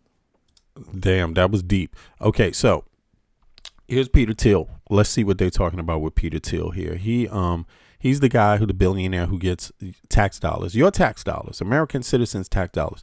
He doesn't get my tax dollars because I live abroad. So, so I report my taxes to the U.S. government every year, as I'm obliged to by law, and any American citizen that lives abroad is obliged to. But if you know anything about the tax law in the U.S., how many of you knew that? Put a 1 in the chat if you know that when you're an American citizen and you live abroad in another country, you're obliged to report your earnings to the U.S. government because you're an American citizen. Put a 1 in the chat if you knew that. Put a 2 in the chat if you disagree with that.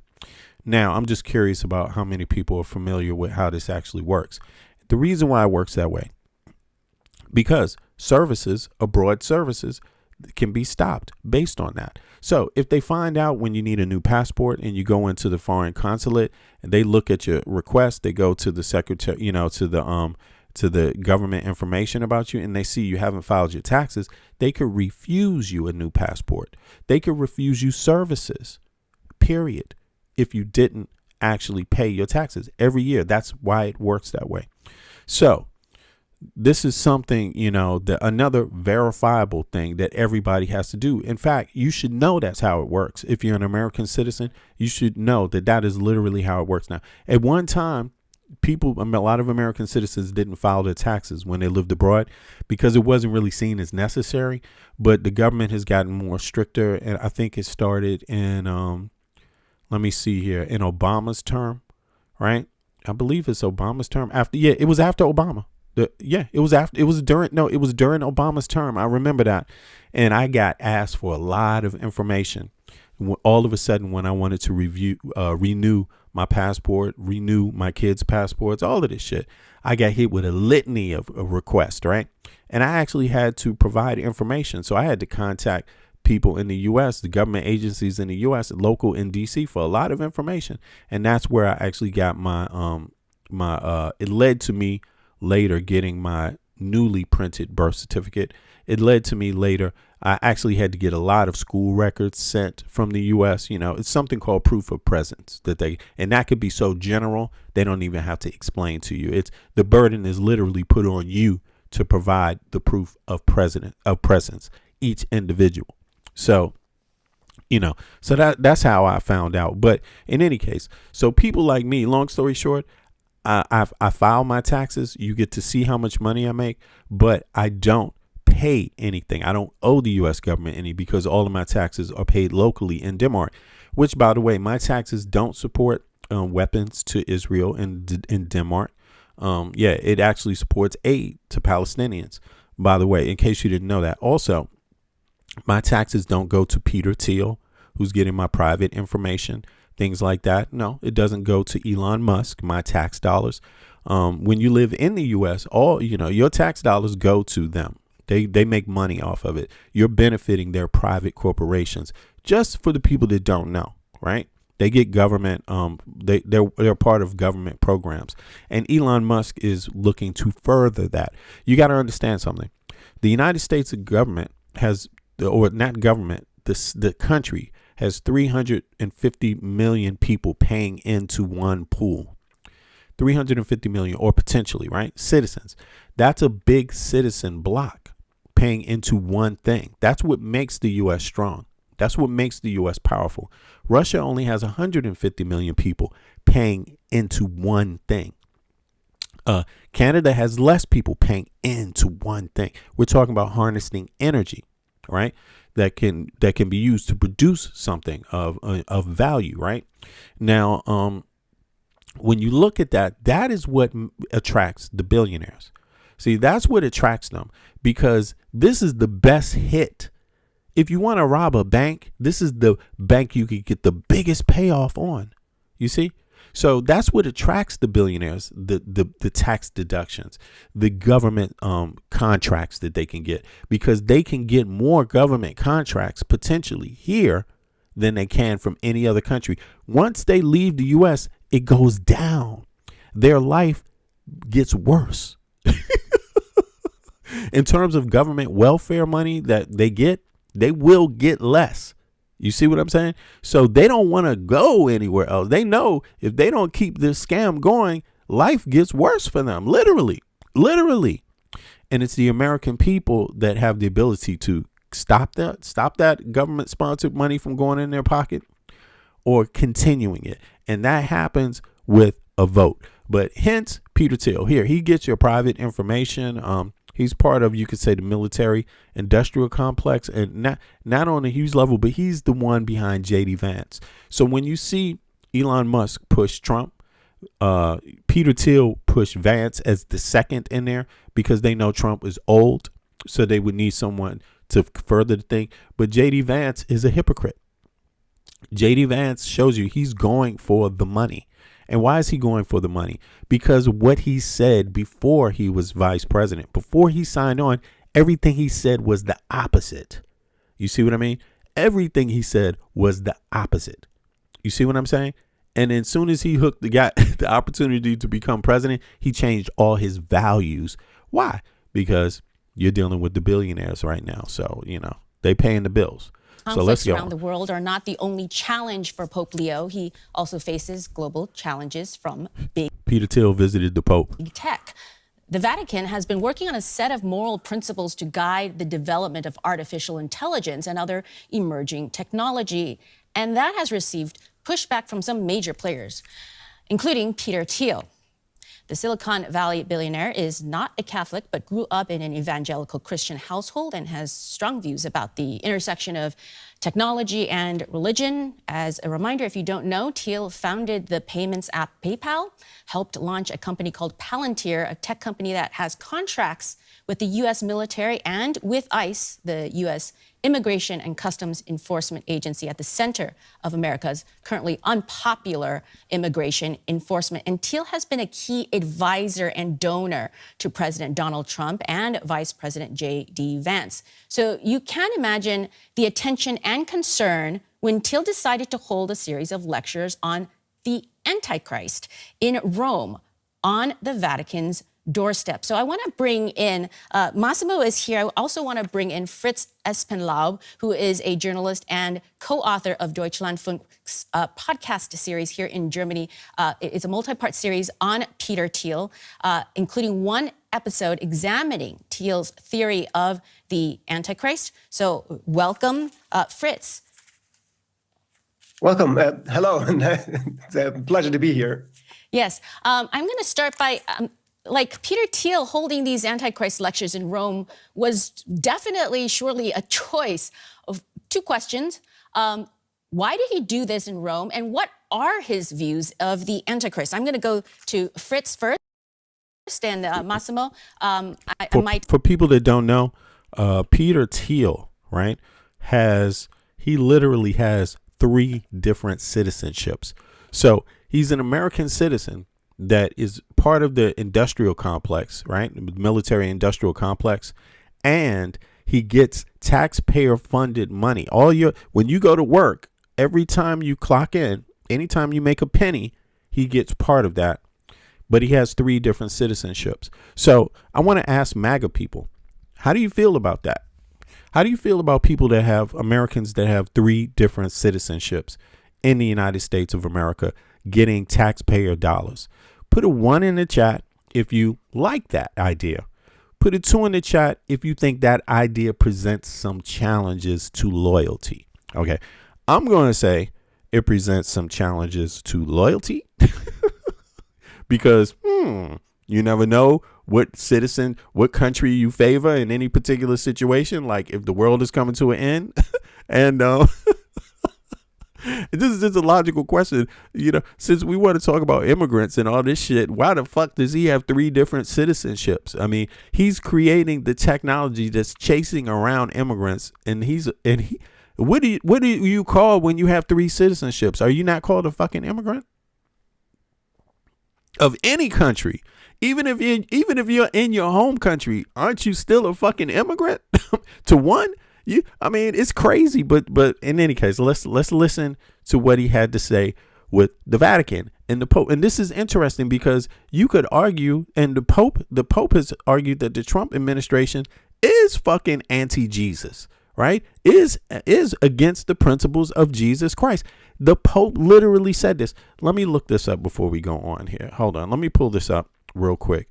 Did the new Pope say the Trump admin was against the principles of Jesus? I mean, since we got to go there all the time, because a lot of people are into this stuff.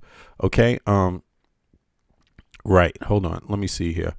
Pope Leo. Now let's see. Where is that at? Let's get this up here before we let this play. Right. Here we go. Pope Leo, right? Since his election, Pope Leo has been vocal about the administration's domestic and foreign policies, right? On immigration, in October 2025, he explicitly questioned the pro-life credentials of the administration regarding mass deportation, stating, "Someone who says I am against abortion, but I am in agreement with the inhumane treatment of migrants, I don't know if that's pro-life," right? So he said that on the war propaganda. Just this month, March 2026, he criticized the use of video game style war propaganda, which was widely seen as a rebuke of the White House messaging regarding the conflict in Iran. Okay. Pope Francis, previous Pope. Okay. So many. Pope of his death. Okay. The not Christian comment. Historically, Francis famously stated that 2016 that anyone who thinks only about building walls and not bridges is not Christian, adding that such a stance is not in the gospel. So you see how this is tied in. So when Peter Thiel goes there, it's basically hypocrisy. He's trying to repair, something. And essentially, we all know what it is. He's, again, trying to, this is what I suspect. Maybe anyone can challenge me on this. And let's have that conversation, not just here, but let's have that everywhere, right? That conversation. Is this guy about principles and morals, or human morals and human values and human principles? Does he see how we are all interconnected and interlocked? Does he see the common history of mankind? or is he being selective about it in a way that doesn't make sense when you try to connect your views to something Christian? That's all I'm saying. Just something, anything Christian, like anything. Is what you're doing, are they Christian values? Just very honestly, I have to say no. I have to say no. It's in every single way. Whether you're talking about from the religious belief perspective, just sticking to what the book says, or if you want to go to the historical presence of certain figures, if they existed and where they lie. They did exist, some of them, obviously, because Christianity is a religion that has a history, a historical presence. But whether the individuals in the books, that can be stated differently, or there's a lot of ways you can go about this, but there's certain things you can't get around, and that is the fact that Romans were out there killing priests, right? That is for sure. Loads of them has been documented because the Egyptians used their priesthood as a way, like you could say people like Pythagoras, they used their priesthood. Their priesthood isn't like how we view a priest in a low, on the lower end of the scale. We're talking about schools of thought, schools of, we're talking about societal beliefs and changes. These were movements. These priests back in those days were like politicians, damn near. You see, they were educators. They were principals of schools. They were, powerful people that taught people, right? Just taught the layman. You know what I'm saying? So they were movements in itself, and Rome wasn't for that kind of shit. Rome was like, these are anti-Roman, they're anti-establishment, blah, blah, blah, this kind of stuff. So Rome didn't like that, but the Christians were for all that shit. Jesus and the rest of them, they were all for it.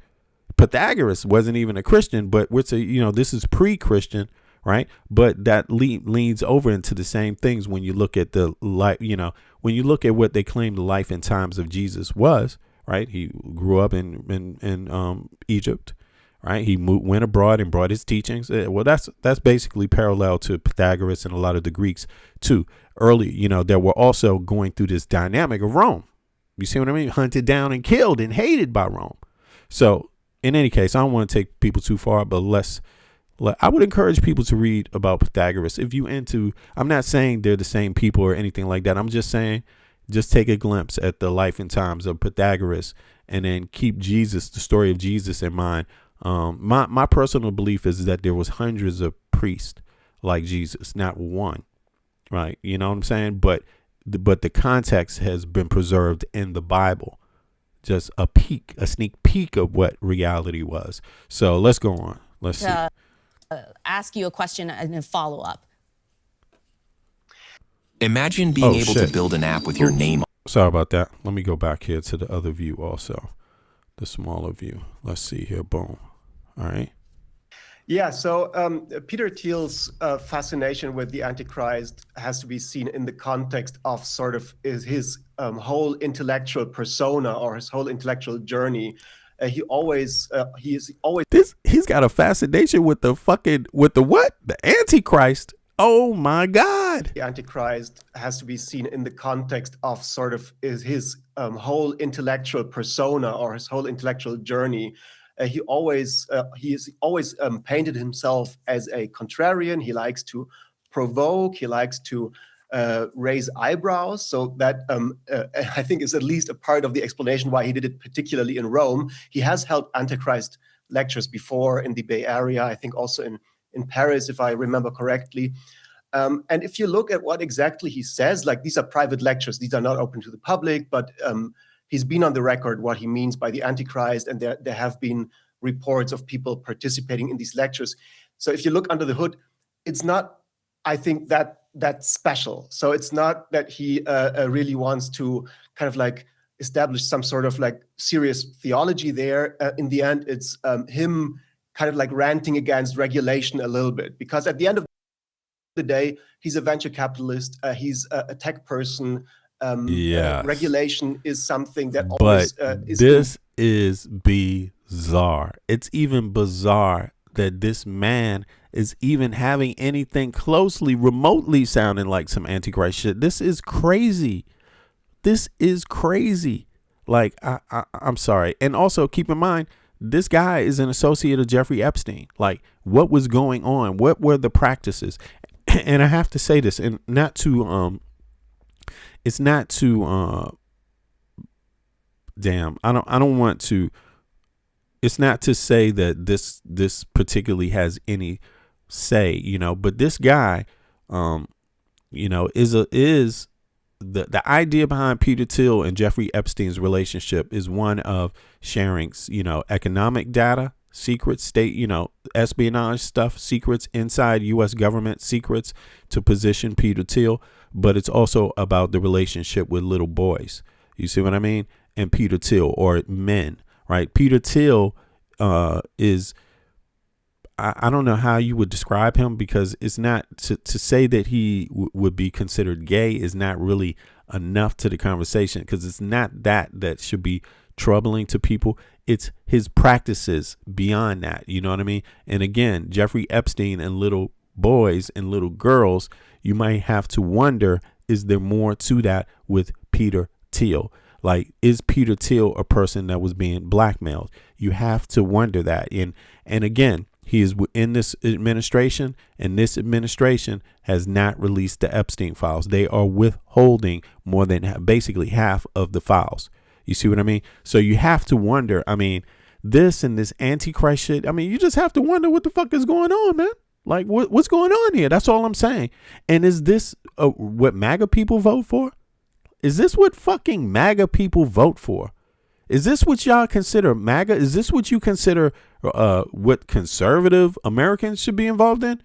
Like, I'm talking about the lecture, the quote unquote Antichrist lectures. Like, what the fuck is this dude talking about? In conflict with technological revolutions, like right now, AI, there's a big discourse on AI regulation. And for Thiel, what he means by Antichrist is basically, he refers to some part of the Bible where I think the terms are the peace and safety of the Antichrist or something like that. So for him, the Antichrist is sort of like a stand-in for a desire of state institutions, mostly international institutions, to regulate technological innovation, which he's against. What?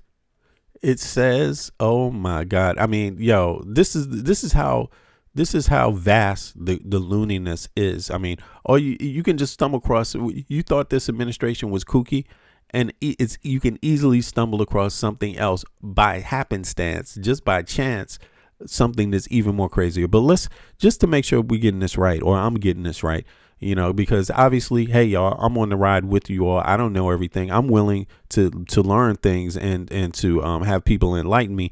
And by the way, here you are. Here's the link again to anybody who wants to. And again, if you click the link and it doesn't send a you could nowadays from your computer, you can just hit screen record, and you can record all these things, and you can show people what you're doing. And then you could on your side, and then you could put the video up on your YouTube channel, you know. But here's the link. So when you click on the link, video record, what happens, that it sends a message that it says, aha, you've accepted this thing from V Media's server to be on Discord. You could videotape all of that and put it on your channel. But in any case, back to the Antichrist. And what does it say here? Peter Thiel, right, co-founder of PayPal and Palantir, has become increasingly, well, hold on, one other thing. Notice how he was in financial services first. Notice how this is where he started. Then it's gone into the other tech with the U.S. government, the contracts with the U.S. government, facial recognition and all of this stuff. Just notice that, right? So he started on this level, which is private information. What transactions are you doing? Yeah, what are you buying? How much of it do you buy? Who do you buy from? And he gets paid off of that, right? Through being part of the transactional aspects of it, right? You know, through whatever your digital, you know, fingerprint is, your digital service to pay for shit, right? It could be multi to go back into him, right? But here he's become increasingly vocal about this political theology, right? Culminating in 2024 and 26 Antichrist World Tour. Like, who names something? What is this about? Like, that's a whack ass name for anybody remotely connected to Christianity, this is a motherfucking, what is this, a troll tour or something? Is this somebody that doesn't take the idea of evil seriously? Because I take the idea of evil seriously. I don't use words. I use sparingly these kind of terms, antichrist, but because I don't believe literally. I believe in this, in the concepts, you know what I mean, in a much broader way, that is much more broader than the Bibles. But I believe some of the things in these books contain some of that, but I don't believe all the stuff is to be taken literal. I believe you can take some things with you from that. But in any case, he's got a tour. The lectures in San Francisco, Oxford. So he's going around to the rich centers. This concerns rich folk and influential folk, their talk, right? He's not going to broke ass MAGA counties to do this shit. Okay. He's not inviting you. You're not invited. Okay. You're not a part of the aristocracy. You're not part of the aristocratic world of aristocracy. Is that what it's called? Yeah. Okay. I'm sorry. But in any case, damn, I'm forgetting my English. But look, lectures in San Francisco, Oxford, and most recently Rome near the Vatican. His vows are not standard religious prophecy, but a complex blend of tech criticism, philosophy, and anti-globalism. That's what he calls it. Okay. But look, he's got 3 passports. Just keep that in mind when he uses a term like globalist or anti-globalism. He's saying he's talking about anti-globalist philosophy, tech criticism, and anti-globalism. He don't see himself as a globalist, but he's got 3 passports. He's a citizen of 3 countries, and he is calling somebody else he's talking about being an anti-globalist. I'm just saying, the bureaucratic antichrist, Thiel, bureaucratic. So who's he trying, what is he trying to say? The leftists are antichrist? Thiel's central argument is that antichrist will not arrive as cartoonish, red-horned villain or a violent tyrant. Instead, he argues the figures will be the most reasonable person in the room. Damn, who's he talking about here? He's not talking about Trump, because Trump is not the most reasonable person in the room. Is he talking about himself?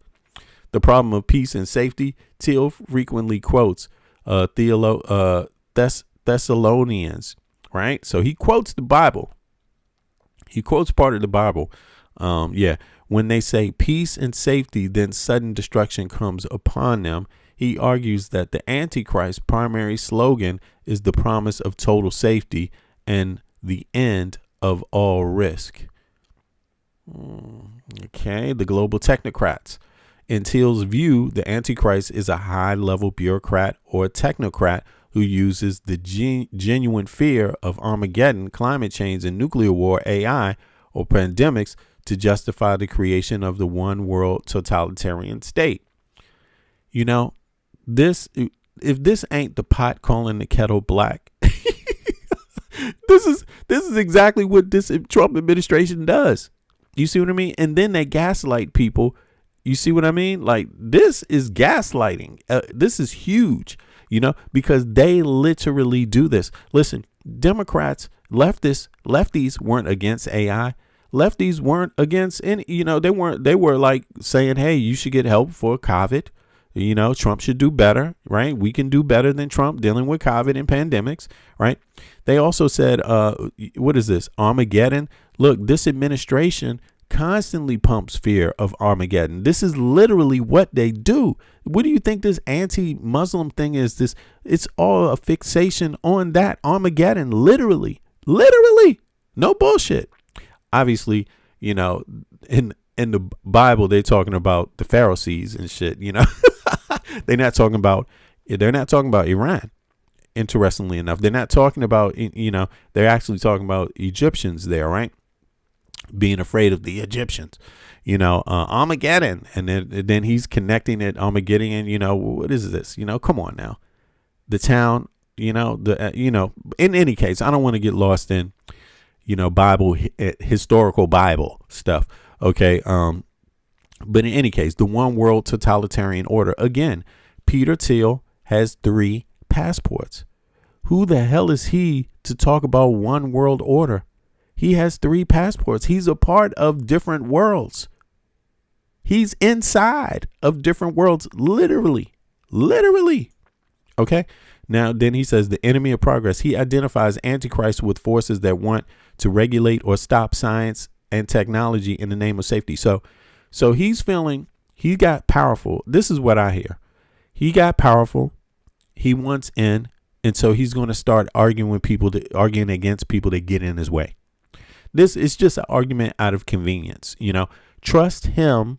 Let him in your country. Like, if you notice, other countries are terribly concerned about Elon Musk and Peter Thiel and people like this that abuse power.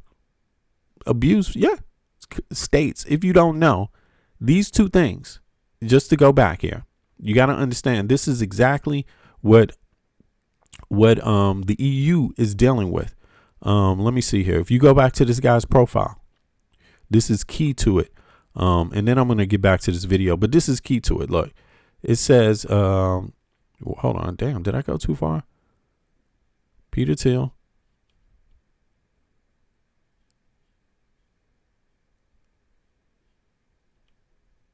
Here we go. What does it say here? PayPal and Palantir, right? So this right here, PayPal, you can't see it. Okay. PayPal and Palantir right here. PayPal. Okay. This is a transactions company. This is about security. The EU is literally in the middle of removing 150 million users from American electronic services, the payment services. That's what they just passed law on to help promote people, Europeans. We talking about Europeans. The EU is 450 million Europeans. The United States is 350 million people. So these users being removed are because they don't trust the U.S. government anymore, and they don't trust individuals that have access to that information. So they want to protect their citizens and get them off of PayPal, get them off of Visa, get them off of using these American tech things in Europe and only using European tech. So you see, so they're concerned about sovereignty of these individuals. Peter Thiel, Elon Musk, that's literally what they're concerned about. Like, straight up. They see it as an attack on them at this point, right? So they're passing a lot of laws to deal with people like Peter Thiel. You see what I mean? People like Elon Musk, people with 3 different passports that have billions and billions of dollars that will violate law, but even more, see the everyday person as not valuable. You see the everyday tax person is not valuable, essentially akin to slavery, right? So this is how they view them. So keep this in mind, but let me play some more. Massimo, I've been seeing your facial expression during this explanation. So I'm curious what you're thinking, and what are the church's views in terms of the Antichrist that differ from Peter Thiel's? He came to these conferences were held in Rome, and a number of institutions that had previously believed to have been connected to these talks came out in Italy to deny any connections to these talks. What does the Vatican? What the fuck? Do you hear this? This is crazy. These conferences were held in Rome, and a number of institutions that had previously believed to have been connected to these talks came out in Italy to deny any connections to these talks. What does the Vatican make of all of this, Massimo? So, yes, the choice of holding that lectures in the Vatican has a particular timing, because there's an American Pope who's writing on AI and who has said a number of things already on the risk to create a post-human, anti-human world. And second, because this war in the Middle East that we're seeing has been called by many the first AI war. And so there's a particular timing. Catholic institutions were the ones who invited him. And so one in Italy, and one which is located in the Catholic University of America in Washington, D.C., which is the University of the U.S. Catholic Bishops. But you're right, many other institutions in the Vatican and in Rome that are connected to the Catholic Church, anyone who could take distance from Thiel, they did take distance from Thiel. And so there's been a visible effort to not to be involved in this, but at the same time, a certain number of American Catholic clerics or students or institutions that are connected with US Catholicism in Rome, so they have been invited. So they received personal invitations to go. And so there's been a gray area, let's say, between what the Vatican officially says and the reluctant skepticism or worse, and some circles of US Catholicism that are more convincible, Right. that are less skeptical. And I just want to clarify, I believe I misspoke a little earlier. Thiel was in Rome only. He didn't wander into the Vatican, so want to make that super clear. Now, Massimo, I want to ask if you can expound a little bit more about the Vatican's artificial intelligence policy, because that seems to be touching on Peter Thiel's world and where he takes issue. Does the Vatican have an official policy on artificial intelligence? It's striking to me because AI is moving at such a rapid pace in terms of its development and changes. And the Vatican is not necessarily an institution one thinks of for its nimbleness, but I believe that the Vatican has been studying artificial intelligence development for the last few years. Talk a little bit about that.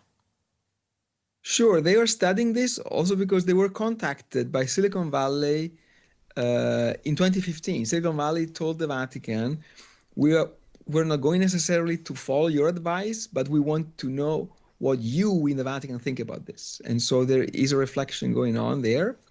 The Vatican is skeptical about this essentially because there's a view of technology that can be destructive of the personal dimension of the human life and of the interpersonal. You know, this is something that I see, you know, I'm glad you made that comment, not Jethro Tull. Yeah, a lot of people say China is ahead, right, in AI. I believe they are, you know, likely, you know, not an issue. But we need to look at this on real human terms. The average person needs to think about this in average terms that they live by, the way it affects their life. That should be the concern. And China's not a bastion of freedom. The last time I checked, when you talk about criticisms of China, you know, people talk about, private information. You know, how much does your private information hinder your lifestyle? Like, for example, are you criminalized forever in China, you know, because of the data collection, how they collect data themselves and the use of it. I mean, and I think this is what we need to look at. The same thing when we talk about Russia. You know, a lot of people view Russia as a champion, but are they a champion of everyday people in their country? Is the Russian government a champion of everyday people in their country? This is what you need to be concerned about. You know, this is what you need to ask yourself. According to everyday Chinese people, is the Chinese government a champion of human and civil rights in China? This is what we need to think about when we ask when we refer or when we pivot to China is ahead in AI or China is ahead. Yeah, we need to ask ourselves, at the risk of what do we want to be ahead? What is the risk? Is it the risk to our own safety at home and our freedom at home? Is it at the risk? Because a totalitarian government, how they use AI against their own people can be incredibly oppressive if there's no checks and balances. Like, if there's no checks and balances, if there's no real understanding of what it is and how it is to operate within U.S. law, these very same tools can be the ones whipping your ass. And again, kudos to Europe, because Europe has thought differently about this approach. They have said, yeah, we need to maintain sovereignty. We need to have our own AI. We need to have our own currency. What do you call it? Exchange corporations like PayPal and, Visa. We need to have our own versions of this, but it needs to adhere to certain laws that protect the freedoms of the citizens who are the taxpayers, who indeed are the country itself. You can be no stronger than the lives of and the value of your citizens. No country can be more powerful than the value it has on its own citizens. How a country sees citizens' rights is the extent of how powerful they are. So what makes countries powerful? What are the identities of a nation? What is the identity? What is it based on? What rights, what place do citizens fit in the concept of state, of country? And in most of our countries, we've agreed that freedom is one of those things. Actual freedom itself, to make sure that your right to move freely, to have a decent life, to have a fair paying wage, to be able to vote, because there's something called taxation without representation, right? These kind of things, to make sure you are not becoming the slave. That's a primary factor in freedom, making sure citizens are not slaves, that we do not have slavery in any shape or form, whether it's economic slavery, whether it's slavery to the television and the news media, whether it's slavery to a corporation. You see what I mean? The government is supposed to be protecting us from that largely. You see what I mean? Whether it's the right to your own body, the freedom of your own body. Do you want a government that says, hey, by the way, man, you smoked weed last week, so guess what? I don't want you to vote. You smoked weed a month ago, so you can't get this job. You did, but you drank alcohol yesterday and you're allowed to vote. You drank alcohol today, you're allowed to vote. You're allowed to go to work. You're allowed to do all of this shit. You see what I mean? Like, your own body, what freedom do you have to your own body? What freedom do you have to your own privacy? That's what this all comes down to at the end of the day. So does the AI hinder those things? What about your privacy? What does AI do to your privacy with no checks and balances? So let's continue. And so there's no official policy to speak of, but there are already some documents that can be destructive of. We're not going necessarily to follow your advice, but we want to know what you in the Vatican think about this. And so there is a reflection going on there. The Vatican is skeptical about this essentially because there's a view of technology that can be destructive of the personal dimension of the human life and of the interpersonal. And so there's no official policy to speak of, but there are already some documents. And I think that the next encyclical, the first one of Pope Leo, which will be published, it seems, shortly after Easter in April, will have a section on AI. And so there is a great distance between what Peter Thiel thinks that technology is the salvific source for our world, so that salvation will come from technology to solve everything. Right. So technology, what's AI going to do? Is the AI going to take your job? Number one, that's a great question. What rights do citizens have to a life when they live in a capitalistic nation that requires them to have a job to have a good life? So, is AI going to hinder that? You see what I mean? Are robots going to be making your burgers now? Where will your students work? What part-time job will your students have if robots are working the McDonald's? What about the gas stations? Are robots all going to do the gas? Are we going to have all gas stations? What about the government buildings? Is it all going to be robots? Yeah, is it? I don't know. Nobody said that it can't be. There's no law yet saying no, it can't be. So the point is, where is the line drawn? That's something everybody needs to be taking up right now. What are the limits going to be? What limits are human beings going to put on AI, robotic technology, all of this shit? What are the fucking limits? You know what I'm saying? That would be my first concern in all aspects of life. Goddamn. What limit? What can AI use when I make that transaction? What can they use my private data for after that transaction? That's literally the question. Who's allowed to store that data? What guarantees do we have that that data won't be sold to someone else, another private corporation that uses it to, somehow come in contact with me or get me to do something? Where's the law drawn? Yeah.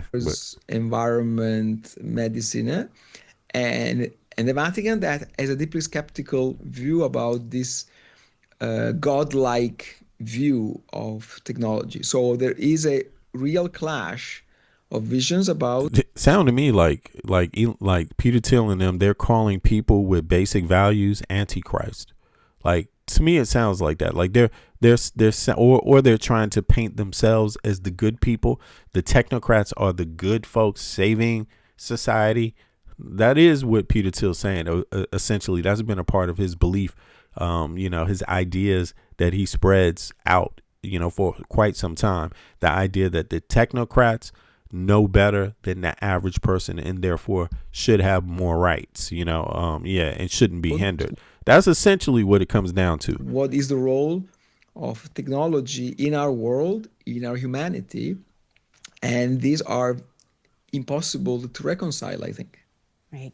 And speaking of Thiel in Rome, do we know where he ended up speaking?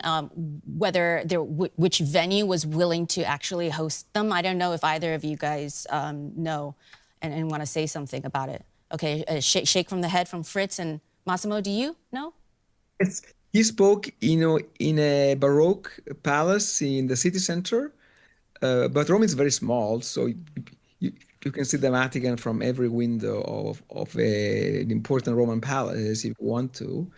So physically, there was a distance, but a number of American Catholic priests and seminarians showed up at that conference. So there was a distance, but not in a separate city that could have been like Milan is the city of technology in Italy, but they chose Rome for a reason. Now, Fritz, Thiel's views seem to be pretty apocalyptic, and he uses strong Christian imagery in his language. I want to see if you can talk a little bit more about that. I know you touched on that a little earlier, but how extreme are his views? That's a good question. So you have to, again, look at the context of the AI industry, of the tech industry. And the same schism that Massimo was talking about also exists there. There's broadly two camps, or have been two camps since the very beginning of the AI revolution. On the one side are those that really want to regulate it, that are very worried about to the regular person, very sci-fi sounding existential risks of like a rogue super artificial intelligence that's super powerful and threatens humanity. And on the other side are those like Peter Thiel that more emphasize the promises of the technology. And in this context, Thiel positions himself as a contrarian in contrast to the safety-minded people, to the ones that want to regulate AI. So, he positions himself contrary to people that want to, make it secure, make safety an issue, human safety. He's not seeing that as an issue. Positions himself as a contrarian in contrast to the safety-minded people, to the ones that want to regulate AI. Yes, safety for human beings. And says no. Safety for nations, for sovereignty. Even, really think about that right now. Safety for sovereignty. Peter Thiel has 3 different passports. Elon Musk is a citizen of 3 countries. You have to ask yourself and look at the movement also of the Trump administration, and then think about this AI. Everybody around the world needs to understand that they want to have their AI obviously be the most powerful, right? Obviously. But what does it mean for NATO member citizens? What does that mean exactly? Are there going to be regulations that protect NATO member state citizens? What rights do we have over this AI power? Is there any rights, or are we going to subsequently turn into slaves, be sold? The slave plantation is better than freedom? You see what I'm saying? Like, are we going to be sold that concept, like where there's those two opposites, like fear, be afraid, be so afraid you voluntarily give up your freedom. You see what I mean? That's the question here. But let some more play. Yeah. Well, you are talking about the AI apocalypse, but the real apocalypse would be if humanity stopped technological progress, if some sort of it's not extremely coherent, because like there's a second scenario where he says sometimes he talks about the apocalypse as this sort of like idea of a one world super state, like a super powerful European Union and mix of like European Union and the Chinese government that uses AI technology to kind of like remove individual freedoms. And he says this kind of like stagnation, the stasis is the. You know what? And he's totally lying. He's lying. Mixing up the EU with China. Look, he's trying to pull one over your head. Actually, the EU has been talking about individual rights, citizens' rights, right to privacy, right? In AI, there's a whole litany of things, challenges that AI presents, even on the internet. But sovereignty is an issue. States having sovereignty and citizens having sovereignty. And here's the thing. If you can influence people's lives through AI, right, then where's the freedom in that? How much freedom do you really have at that? Who's in charge at this point? Is it you voluntarily seeking out information, or is that information seeking you out specifically and targeting you? Secondly, just listen to how he framed it. He put China and the EU together. That's not what's happening. The EU actually has regulations, but the regulations are about disinformation and things like this. It's also about privacy rights, control. Who's really securing the data? What right does the citizen have in the EU to their data being concerned, or is it just going to be thrown on a market and sold? Those are real ethical concerns. But listen to his description. Individual freedom, European. He's trying to sell Americans some bullshit. He's trying to make it seem like you don't have something to fear. Like your private data is being. He's telling you he doesn't give a shit about your private data. That's what he's saying. He's making an argument that wealthy people should be able to be the only folks that can hide their private data, and the average person, you don't have the right to it. That's what's going on here. Union and mix of like European Union and the Chinese government that uses AI technology to kind of like remove individual freedoms. And remove individual freedoms. What he means is the right to spread disinformation. That's what he means. You know what I'm saying? And this is one of the criticisms they're having in the U.S. The U.S. has been attacked by AI on the internet. Yes. Disinformation has been spread, on the internet. And he's, now he's fusing that in with his argument to saying that the EU is against freedoms, individual freedoms. Now, that's not individual freedoms that they're against. They're literally protecting individual freedoms, and the U.S. is way out of bounds on this one. In any case, talking about individual freedoms, your people don't have the right to health care, man. The only Western country where people don't have a right to healthcare. You don't have that right. Okay? No, you don't unilaterally have that right. That's not a right that everyone has. Everyone doesn't have a right to education in the US. And this guy is arguing, trying to make it seem like the EU people have less freedom. People have more freedom in the EU. I'm telling you, as an American citizen, listen to me right now. I live in the EU. EU citizens have more freedom than American citizens. Like flat out, you best understand that right now. Look into the tax code specifically. Look at the deductions people get. You might pay more taxes, but you get more deductions too. Duh. Figure it out. Figure it out fast. And he says this kind of like stagnation, the stasis, is the real danger of AI. And the only way to not have that future is to full on press ahead with private tech development of this technology. So this is the broad. Yeah, do me a favor, click the like button, y'all. It's only 80 likes. I mean, I never say only. I'm always grateful for likes. But for people that don't know, if you're watching the TV, pick up the remote and click the like button too. But don't forget that if you're a part of this conversation, you obviously like something about it. So let's help more people come into the stream and be aware of the stream. It helps after the video finishes too, if you just click like. Same with subscribing. It has a way of making sure more people come to see the streams more. So thank you for your likes, though. Those that did hit the like button, I appreciate it. Context, I'm not sure really if there's any sort of actual what would be considered religious extremism to what Thiel is saying. Yes, he has a background in evangelical Christianity, but my reading, this is just my personal reading, is that he's much more interested in sort of like appearing as an intellectual sort of like innovator and being very very interesting, and not just being a boring billionaire, a boring venture capitalist, but presenting novel, interesting ideas. And I think it's mostly an aesthetic choice to kind of like make people believe that shit about Elon Musk too. I'm not saying he's wrong though. I believe Thiel is concerned about how he's presenting himself. He's trying to present himself as something different than a technocrat, something different than a billionaire trying to get more of your money and enslave you, essentially. But just keep in mind, just not too long ago, not too many years ago, Elon Musk was viewed as a liberal. Just keep that in mind. You know, he also was concerned about how he presented himself to the public. So he positioned himself where he thought the public was in a space the overall public was. He positioned himself there, but he turned out to be the opposite. You see what I'm saying? Like, he really is encroaching on people's freedoms. Like, he really does want to be the main slave master, like the one with all the keys.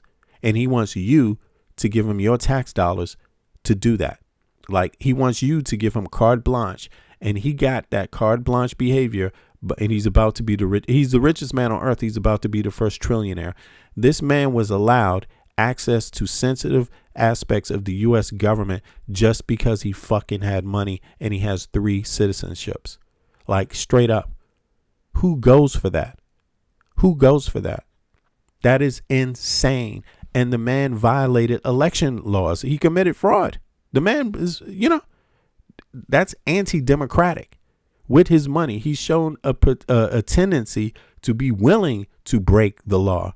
You see what I mean? And pay his way out of it. He's not concerned about any criminal trial. He's not concerned about any civil trial. He doesn't care. He's got enough money to just pay you all off and to pay his way into anyone's campaign. And keep in mind, y'all, if this guy could do that in the United States of America, he can do it anywhere. Anywhere people don't reject that behavior flat out, he can do it. Any place where you think money is more important than citizen rights, Elon Musk is about to come for you. His days, Peter Thiel and Musk, their days are numbered in the U.S. They don't want these elections to happen. So they're trying to, make themselves look a little bit different from what they've been behaving like. But people have a lot to fear. People got a lot to fear. Well-known criticism against regulation, put it into the words of the Antichrist. It just mostly an aesthetic choice to kind of like make a well-known criticism against regulation, put it into the words of the Antichrist. It just produces more headlines. I want to just, I'm looking at chat to Dolph.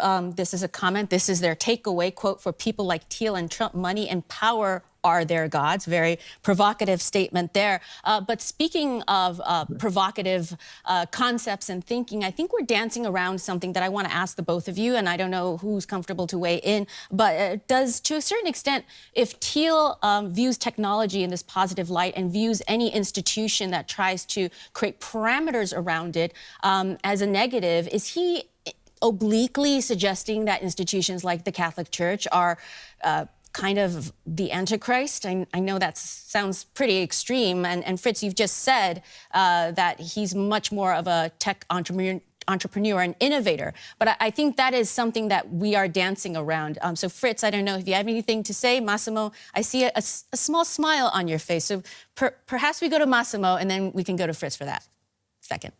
So I don't think Peter Thiel has called the Antichrist verbatim.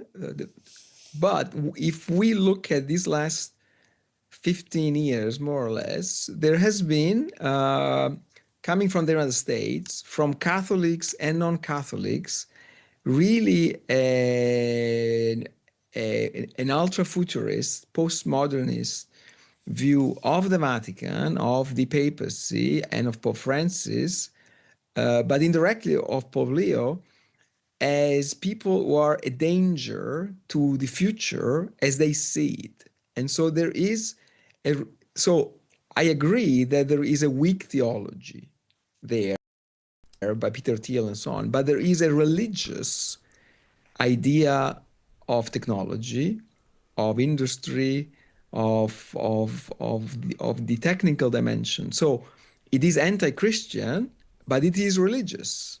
And so in this, it's very American. So this is something that could come only from America and from Silicon Valley. Do you hear this? You hear this? I mean, I understand exactly what the man is saying. I agree 100%.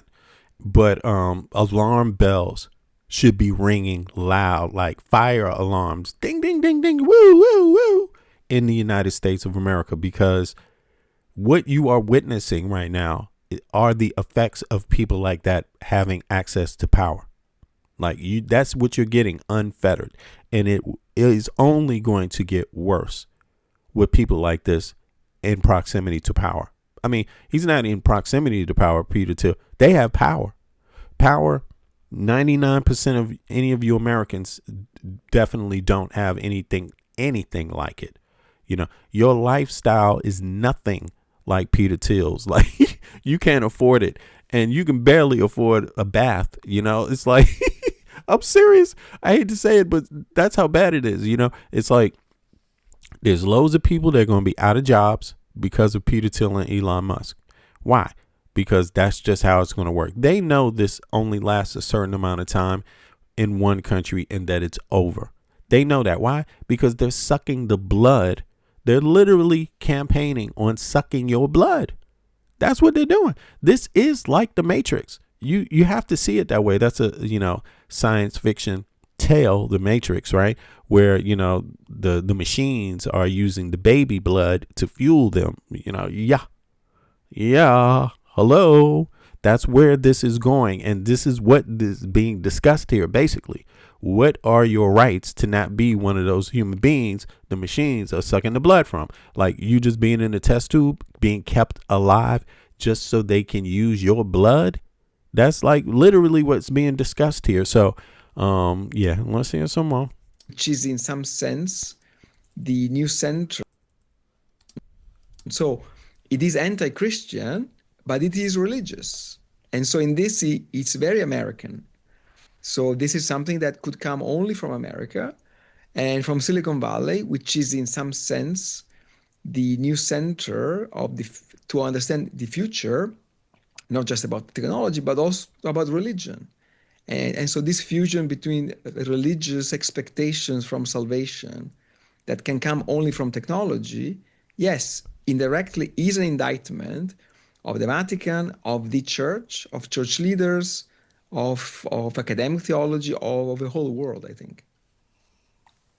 Fritz, over to you. Yeah, I would agree. I think he's definitely aware of this sort of like between the lines reading of kind of saying like, people who want to regulate AI are my idea of the Antichrist. Oh, you're saying the Pope wants to regulate AI. Well, what does that make the Pope? So I don't think he would go out and say that explicitly, but again, it fits the pattern of Peter Thiel enjoying this role of contrarian, enjoying this role of provocateur. I'm sure he's aware of this between the line reading. And also maybe important context, he's not really alone in the tech world as noticing what Pope Leo says about AI regulation and kind of like being against that. Another very famous venture capitalist, Mark Andreessen, just shortly after Pope Leo came into office and made his first statements on. Do me a favor, click the like button so more people can come across the stream. I appreciate it, though. Appreciate y'all. Another very famous venture capitalist, Mark Andreessen, just shortly after Pope Leo came into office and made his first statements on AI.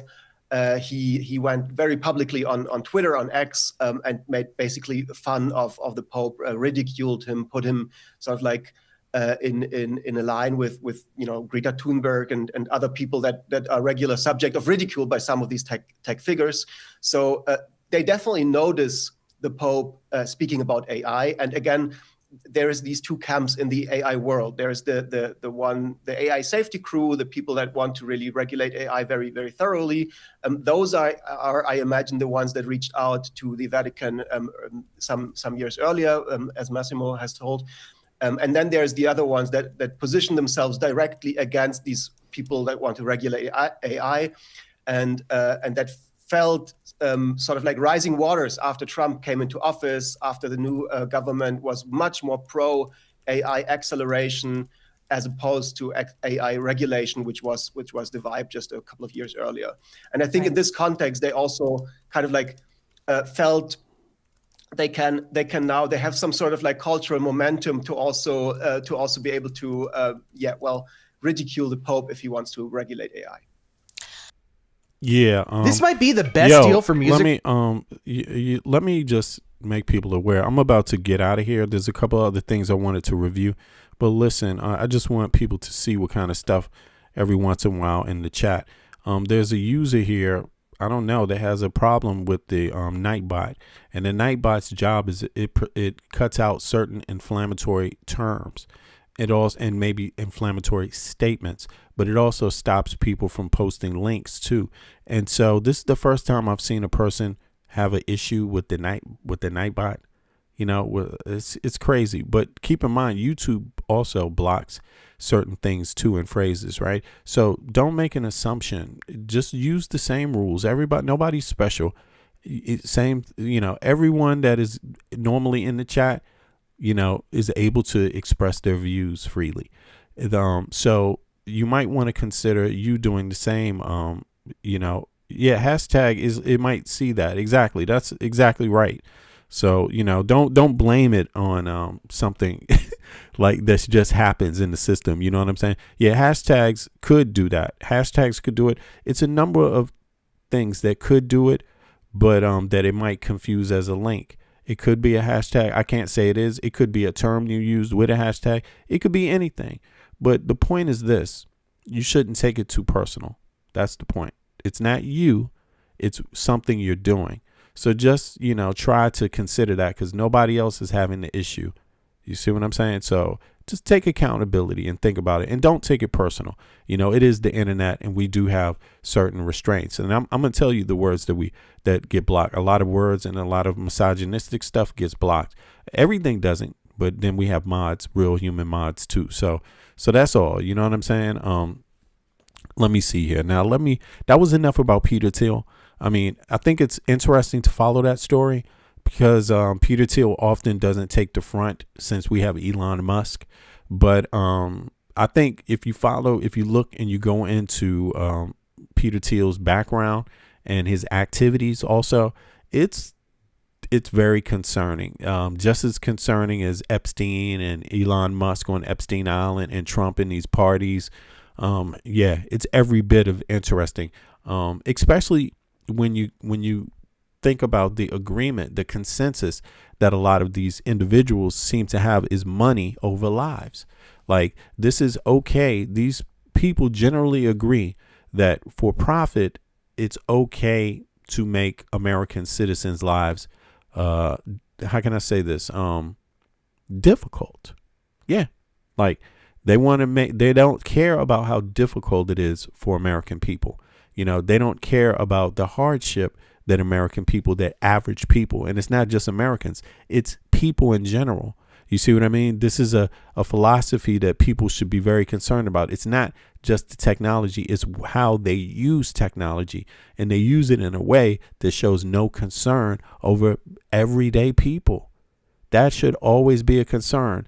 If you don't notice, our country, the United States, for example, not every country, but the United States definitely was created on the idea of stopping taxation without representation.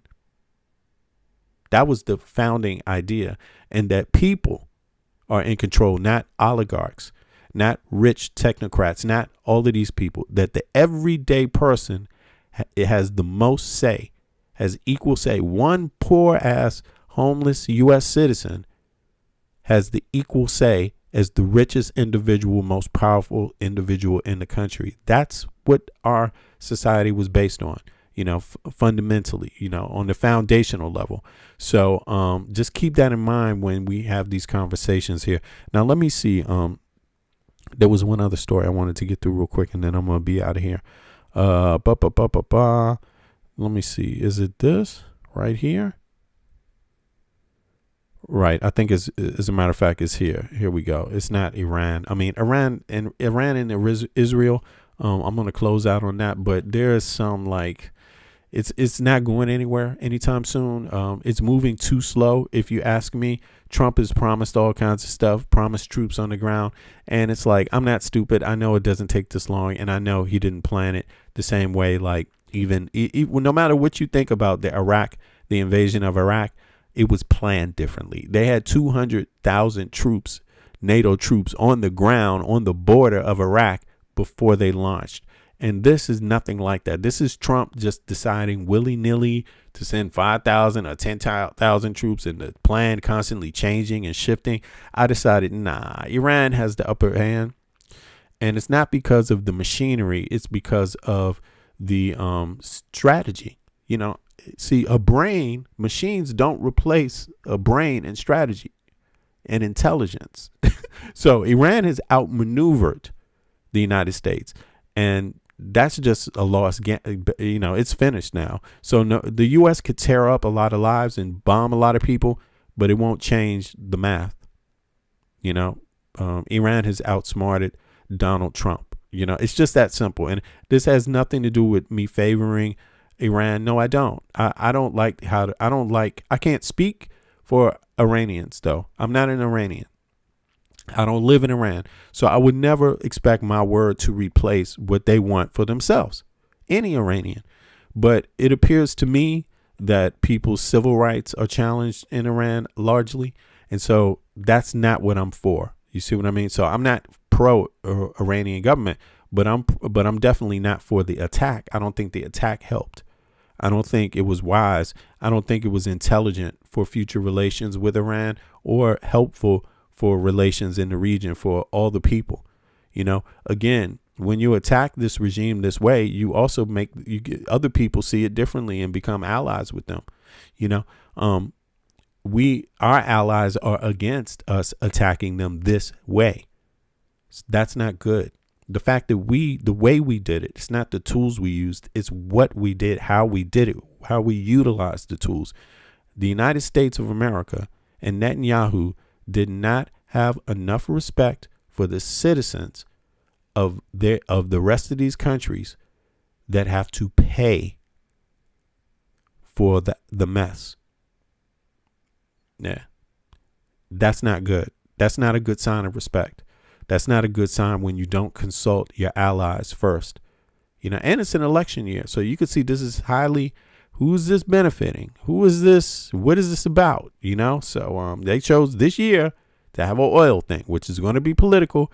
Trump chose to start a war. He wanted to invite EU nations into the war, and they ain't buying it. And I know why they're not buying it, because number one, regardless of what you think, you're going to lose an election following this president, Donald Trump, into this war. You're going to lose an election. So why do it?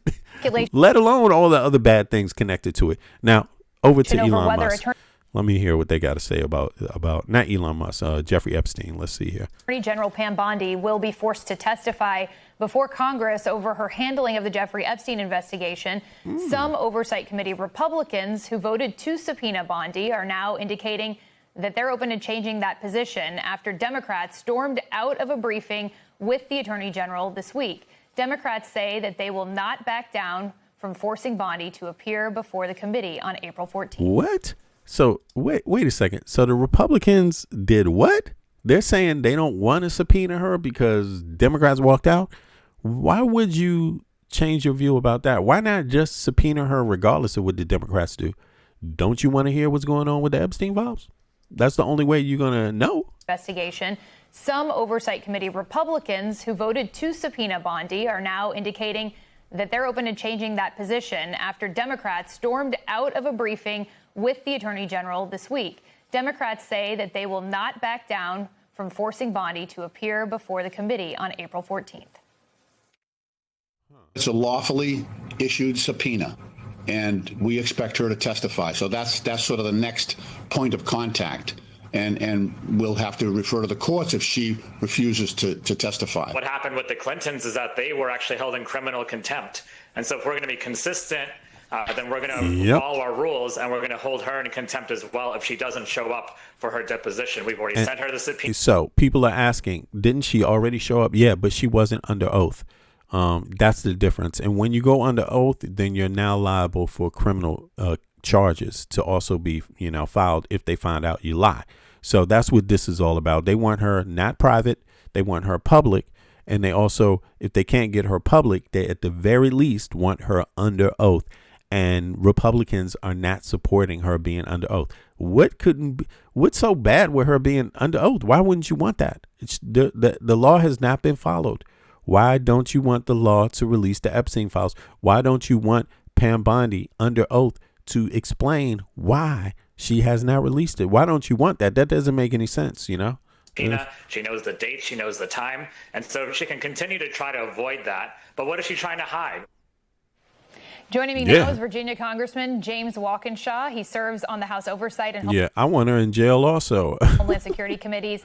Congressman, you and other oversight Democrats walked out of that closed-door briefing with Attorney General Pam Bondi and Deputy AG Todd Blanche yesterday. Explain why you and your colleagues called it a fake hearing.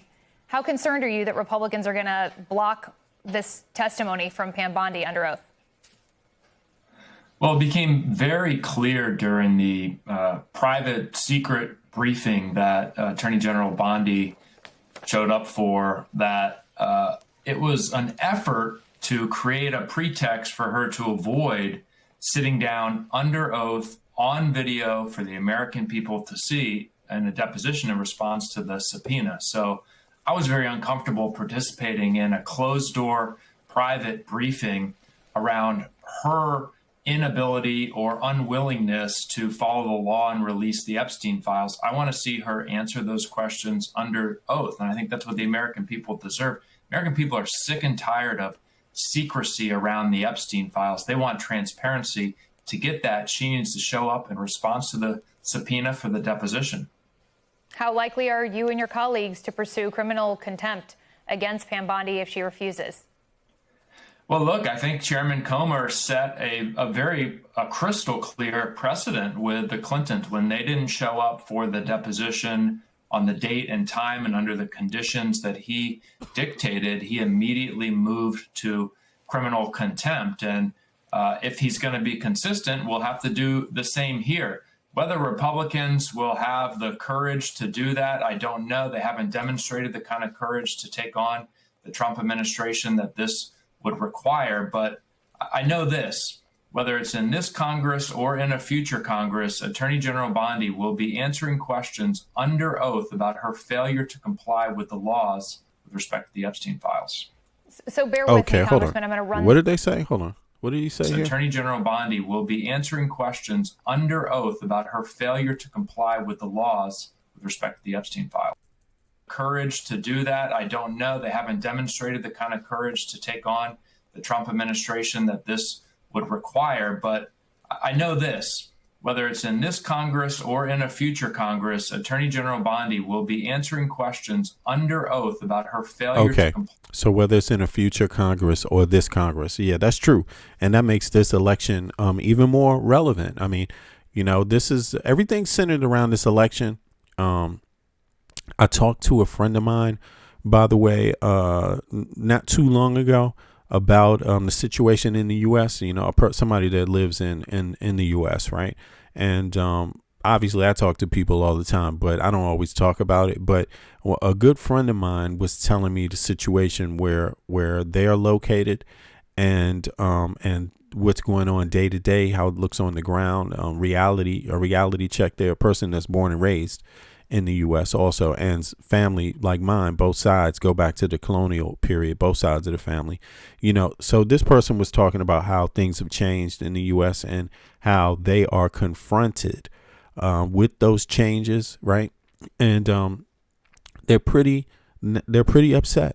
And they're saying that Americans are on edge right now. Americans are totally pissed the fuck off about this regime, this administration right now, and all of the corruption, all of the, criminal activity, the fact that, your rights of citizens are being challenged, because think about this. You can't just find the illegals without making citizens do all the work. Right. So citizens, whenever they want to, let's say you got 100 citizens and you suspect one is an immigrant, illegal immigrant. That means you have to stop all 100 citizens to stop them from going to work or going home or their kids from playing in the park. Every time they go out, they're at risk of being stopped by an armed patrol. That's what's going on in the U.S.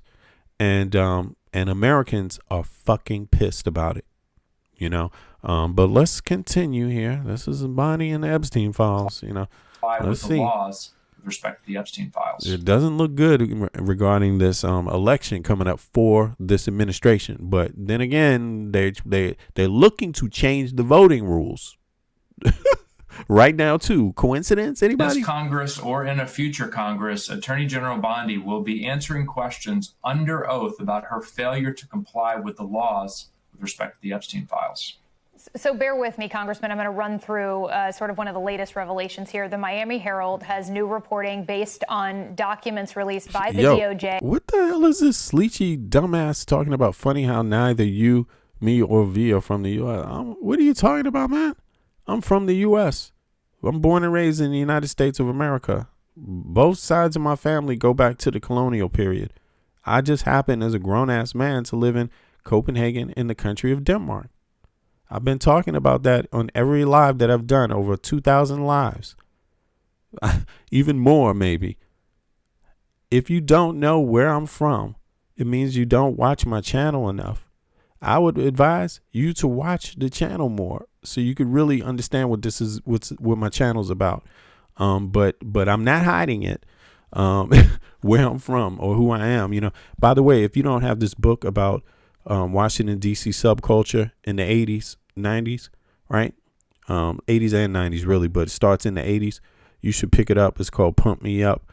It's a book that is compiled by Roger Gassman, with Eiley Brown, Caleb Nealon, and Joseph Pattisall. So pick the book up if you want to learn something. Me and some of my friends are in this book, featured in this book. It's a pretty good book about subculture in DC, and it's got just loads of photographs and people's interviews, mentions and interviews and information about Washington, D.C. just for people to check it out. You could also check me out in the documentary called the Legend of Cool Disco Dan. For those of you that don't know, you can check the documentary out. I'm also actually in the trailer for the documentary for people that don't know. But in any case, let's continue about this here. Let's see here. In the Epstein files, it says that days after Epstein was found dead inside his Manhattan jail cell in 2019, a corrections officer told the FBI bales of shredded paperwork were thrown into a dumpster behind the building, and key institutional records were later reported missing. This was while the Metropolitan Correctional Center was effectively under federal control. We should say that there's no specific evidence of any wrongdoing or any... Whoa. Let me go back. Yo, this is crazy. Let's hear this. I had no clue about that. Has new reporting based on documents released by the DOJ in the Epstein files. It says that days after Epstein was found dead inside his Manhattan jail cell in 2019, a corrections officer told the FBI bales of shredded paperwork were thrown into a dumpster behind the building, and key institutional records were later reported missing. This was while the Metropolitan Correctional Center was effectively under federal control. We should say that there's no specific evidence of any wrongdoing or any connection to the Epstein case. And correctional center was effectively under federal control. What? Behind the building and told the FBI bales of shredded paperwork were thrown into a dumpster behind the building and key institutional records were later reported missing. Were thrown into a dumpster behind the building and key institutional bales of shredded paperwork were thrown. Corrections officer told the FBI bales of shredded paperwork were thrown into a dumpster behind the building and key institutional records were later reported missing. This was while the Metropolitan Correctional Center was effectively under federal control. We should say that there's no specific evidence of any wrongdoing or any connection to the Epstein case. Does your committee plan to probe what records were allegedly destroyed here and who ordered them to be destroyed? That would be advisable. I think we will, and we have a transcribed interview deposition coming up with one of the prison guards who was responsible for Epstein in his cell. And, you know, if you read the OIG report from 2023, there was a series of missteps inside the prison. And I think when I read the reporting about the shredded documents, you know, I think there are two possible explanations here. One, there were folks inside the prison trying to cover up for their missteps, right, and their failures to protect the safety of their inmate, Jeffrey Epstein. That's one possibility. The other possibility is that something other than a suicide took place, and that there were others involved in Epstein's death. Again, we don't have clear evidence in either. You know, let's say even if it was a suicide, there was a lot of people involved in that suicide. Nothing seemed to work that day. He committed suicide. Everything is just irregular, you know. Barrels of documents being thrown out. Come on. Let me just make sure I'm hearing this right again. Hold on. Let me just see. Just wrap my head around this right. Is that something other than a suicide took place, and that there were others involved in Epstein's death. One of the latest revelations here, the Miami Herald has new reporting based on documents released by the DOJ in the Epstein files. It says that days after Epstein was found dead inside his Manhattan jail cell in 2019, a corrections officer told the FBI bales of shredded paperwork were thrown into a dumpster behind the building and key institutional records were later reported missing. What the day after they threw out federal documents, they shredded and threw out bales of federal documents. They're talking about from the federal jail. This is just after. Why would they do that? And why would someone bring this up if they didn't think it was a problem? Like if this was just normal, why would anyone bring it up? Let's see. It says that days after Epstein was found dead inside his Manhattan jail cell in 2019, a corrections officer told the FBI bales of shredded paperwork were thrown into a dumpster behind the building and key institutional records were later reported missing. I mean, he bothers to say key institutional records were missing. This was while the Metropolitan Correctional Center was effectively under federal control. Federal control because of the quote unquote suicide. We should say that there's no specific evidence of any wrongdoing or any connection to the Epstein case. Does your committee plan to probe what records were allegedly destroyed here and who ordered them to be destroyed? All right. So, yeah. So apparently, you know, that's what's going on with the Epstein files. Yeah. And it doesn't appear to get any better with with anything else that's being discussed. It's crazy. But nonetheless, I'm almost there. If you struggle with folks. Sorry. Let me see. I'm almost done here. Let me look at the chat real quick. What y'all talking about? Bodies all over the road. Nothing to see here, folks. Yeah, Eric, straight up. Nothing to see here, man. What y'all? Nobody home but us chickens. What the fuck? What the fuck is going on? I mean, everything is happening when nothing's happening. You know what I'm saying? Yo, Harbor Nip, appreciate the good looking out on reminding people to click the like button. I appreciate you, man. Listen, or lady, I'm sorry, Harbor Nip, you're a man or a woman, I'm sorry, or anything. I'll just say Harbor Nip, I appreciate you. How about that? But yo, no morgue report on Epstein either. Well, is there no morgue report I don't know, but I do know this. They've said two different things. People said two different stuff. There you go, Hop and Nip. Okay. People said two different things. I mean, for me, that's enough. Like, why are there so many inconsistencies in every single step? Every single place you check. Let's look at the cameras. Oops, camera not working. Camera turned off. Let's go look at the records and see who was there present. Oops, we don't know how many people are present. Something happened. We don't have a affirmative on how many people. Okay, let's go see what happened to the prison, to the checks on that day. The prison guard checks. Did they do their rounds?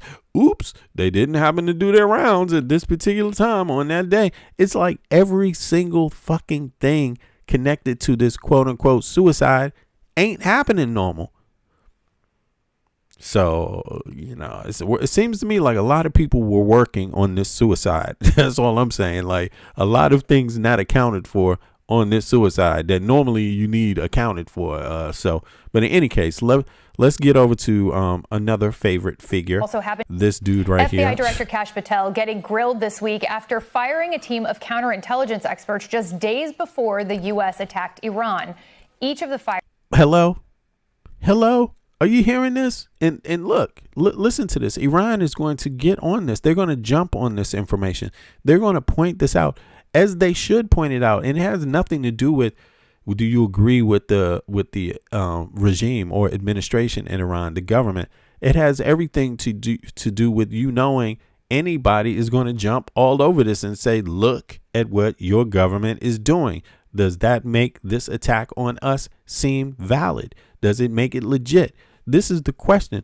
Does his behavior make this attack legit? Does it make it look like it's legit? Even if you don't want to chime in on whether it's legit or not, does it make it look legit when the head of the FBI does this? Like, FBI Director Kash Patel getting grilled this week after firing a team of counterintelligence experts just days before the U.S. attacked Iran.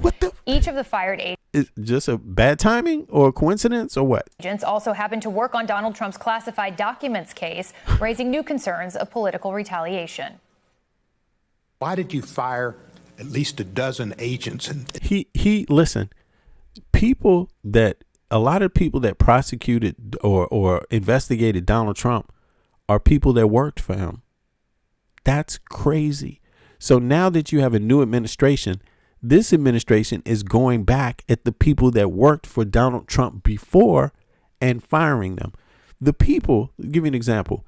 The daughter of Comey, right? I forget her name. Her last name is Comey. She was a federal prosecutor that prosecuted Ghislaine Maxwell. They fired her. Like, what the fuck? They literally fired people that investigated Epstein. They have interfered. Trump's administration has interfered in Epstein investigations in the beginning. As soon as they took office, they started interfering. This thing about El Rancho farm was going to be investigated back in Trump's last administration in 2018, something like that. And the FBI said, stop. They told the state officials, don't investigate it. We got this. And it turns out nothing happened. And El Rancho was the last place to even be investigated. They had that they took it off the radar, even while going after Epstein, which is crazy. So it shows you there's definitely a cover up with Epstein, and the cover up has something to do with people in power, not just government, but particular people that keep on covering the shit up time after time, that keep hindering progress being made, that keep hindering investigations and prosecuting. If you prosecuted a Ghislaine Maxwell in the Trump administration, you get fired for that, basically. In Counterintelligence Unit 12 that specializes in at least a dozen. Fired agents also happened to work on Donald Trump's classified documents case, raising new concerns of political retaliation. Why did you fire at least a dozen agents in Counterintelligence Unit 12 that specializes in Iran counterintelligence, which makes us much less secure and safe with this war going on from Iranian attacks potentially against our country? As I said earlier, Congressman, I don't work on timelines when these terminations occur. There are internal investigations conducted by the careers at the FBI that highlight unethical or inappropriate. So you see that? So anyone, if you prosecuted Jan 6, you're unethical or you're inappropriate. You're a government worker. You're there under the Trump administration. You investigate. These people are career professionals. You know, the fact that he would say this about career professionals, career professional means you work under different administrations, Republican and Democrat. It means you're not working for the Republican or Democratic Party. It means your job has zero to do with any party. It's our country. As I said earlier, Congressman, I don't work on timelines when these terminations occur. There are internal investigations conducted by the careers at the FBI that highlight unethical or inappropriate conduct. And so the unethical and inappropriate conduct was that they did their job and they just happened to do their job against the wrong person. It's up to me to make the decision. But the person that didn't want, because they were supporters of Trump, didn't want them prosecuted. So people, this is crazy. It's just insane. It's insane at this point, the double standards of this administration. Iran Threats Mission Center has never been more resourced, as I've highlighted. Joining me now, Jacqueline McGuire, former special agent for the FBI from 2000 until 2025. Jacqueline, you wrote an op-ed in the New York Times this week without mincing words, saying, "I was an FBI agent for 25 years. Kash Patel is playing a dangerous game." Explain. Well, thanks for having me on. I think Mr. Patel is playing a dangerous game. We are a country at war right now, and he continues to have retribution against agents, against FBI personnel who worked on investigations that he seemingly just does not like. Do you buy the justification that Kash Patel laid out there, that this is career FBI agents that are doing their diligence and kind of rooting out bad actors? I first hope it's true what he said, that the Iran Mission Center is well-resourced right now, given the environment, the situation that our country is in. But his track record does not bode well for undertaking, thorough personnel investigations by the book. We've seen this happen time after time, despite him stating at his confirmation hearing that he would not look backwards, that there would not be political retribution. We just see it over and over, in my view. You yourself were pushed out of the FBI last year. Other fired agents who worked on the election interference case are also suing now. How is this kind of alleged political retaliation affecting the Bureau as a whole? I think it's twofold. I think, first off, you are losing a lot of experience. You are losing a lot of expertise in getting rid of agents, no matter what programs they were working. That is years and years of experience of having gone through high threat situations, high threat environments. It seems to me that he's an agent. That's what Kash Patel looks like to me, like an actual agent for Russia or China or something, and I hate to say that because, don't get it twisted. I'm not saying this because of how he looks or his background or anything like that. I'm not concerned with his background, but his behavior while he does this, his behavior seems to be one where, again, different groups intersect with the downfall of the United States of America. And it seems to me like his behavior suggests that he's happy with just the U.S. government not working well, like security, the whole security apparatus. That seems to be the goal, like making the security apparatus falter. So to me, it seems like that's the common link with Kash Patel. He doesn't have another goal, so he doesn't have to necessarily favor Trump, although he's smart to publicly if he wants to keep his job. But his real goal could just be to destabilize the security, because who does that work for? That works for Russia. Who does that work for? That works for China. Who does that? You see what I'm saying? So although we're at war right now, a Trump war, it's a Trump and Netanyahu war against Iran. Right. Although we have that conflict, they don't want to call it a war, but although we have that conflict, at the same time, Kash Patel may not even care about that. It could just be in general at all times. His maneuver is to weaken the U.S. security apparatus. So if you could, let's say this, if you could appear to be partisan, which he appears to be, but it could just be a cover, like his outwardly support for Trump, for Heil Hitler, no matter what, it appears to be that way, but what is he really accomplishing? You could get rid of the dressing, get rid of the clothes, get rid of all the other things, and weakening the security apparatus would help any enemy of the United States of America. So, it's the same thing with Trump, his behavior. Who does his behavior help? His behavior doesn't help his allies. His behavior hasn't gotten more Americans health care. His behavior hasn't gotten more Americans in school. It hasn't brought prices down, his behavior. So what does that tell you? Who is he really in favor for? Who does he helping? Well, he just helped Putin. Russia's doing well, having the oil sanctions lifted. Selling oil, making the whole market function on oil helps Putin again, regardless, even if he did have sanctions. You see, who does he keep? How does his behavior, forget what he says publicly or what he claims that he acts like, forget the dressing, forget the clothing, forget the color. What about his behavior? Who does it time and time and time again tend to benefit, and who does it time and time and time again tend to not benefit? He's not helping Americans. That's the bottom line, Second, I think it has an effect on the rest of the workforce, right? To see their colleagues getting forced out, getting fired just for doing their job, for following investigations that were court authorized. So I think it could have a chilling effect on the workforce. An impact on morale in the workplace and potentially our security, given the brain drain here. You write that you hope it doesn't take another September 11th to snap the FBI's leadership into action. That's pretty stark. And how big of a it probably is, y'all. concern do you think this should be to Kash Patel and the FBI?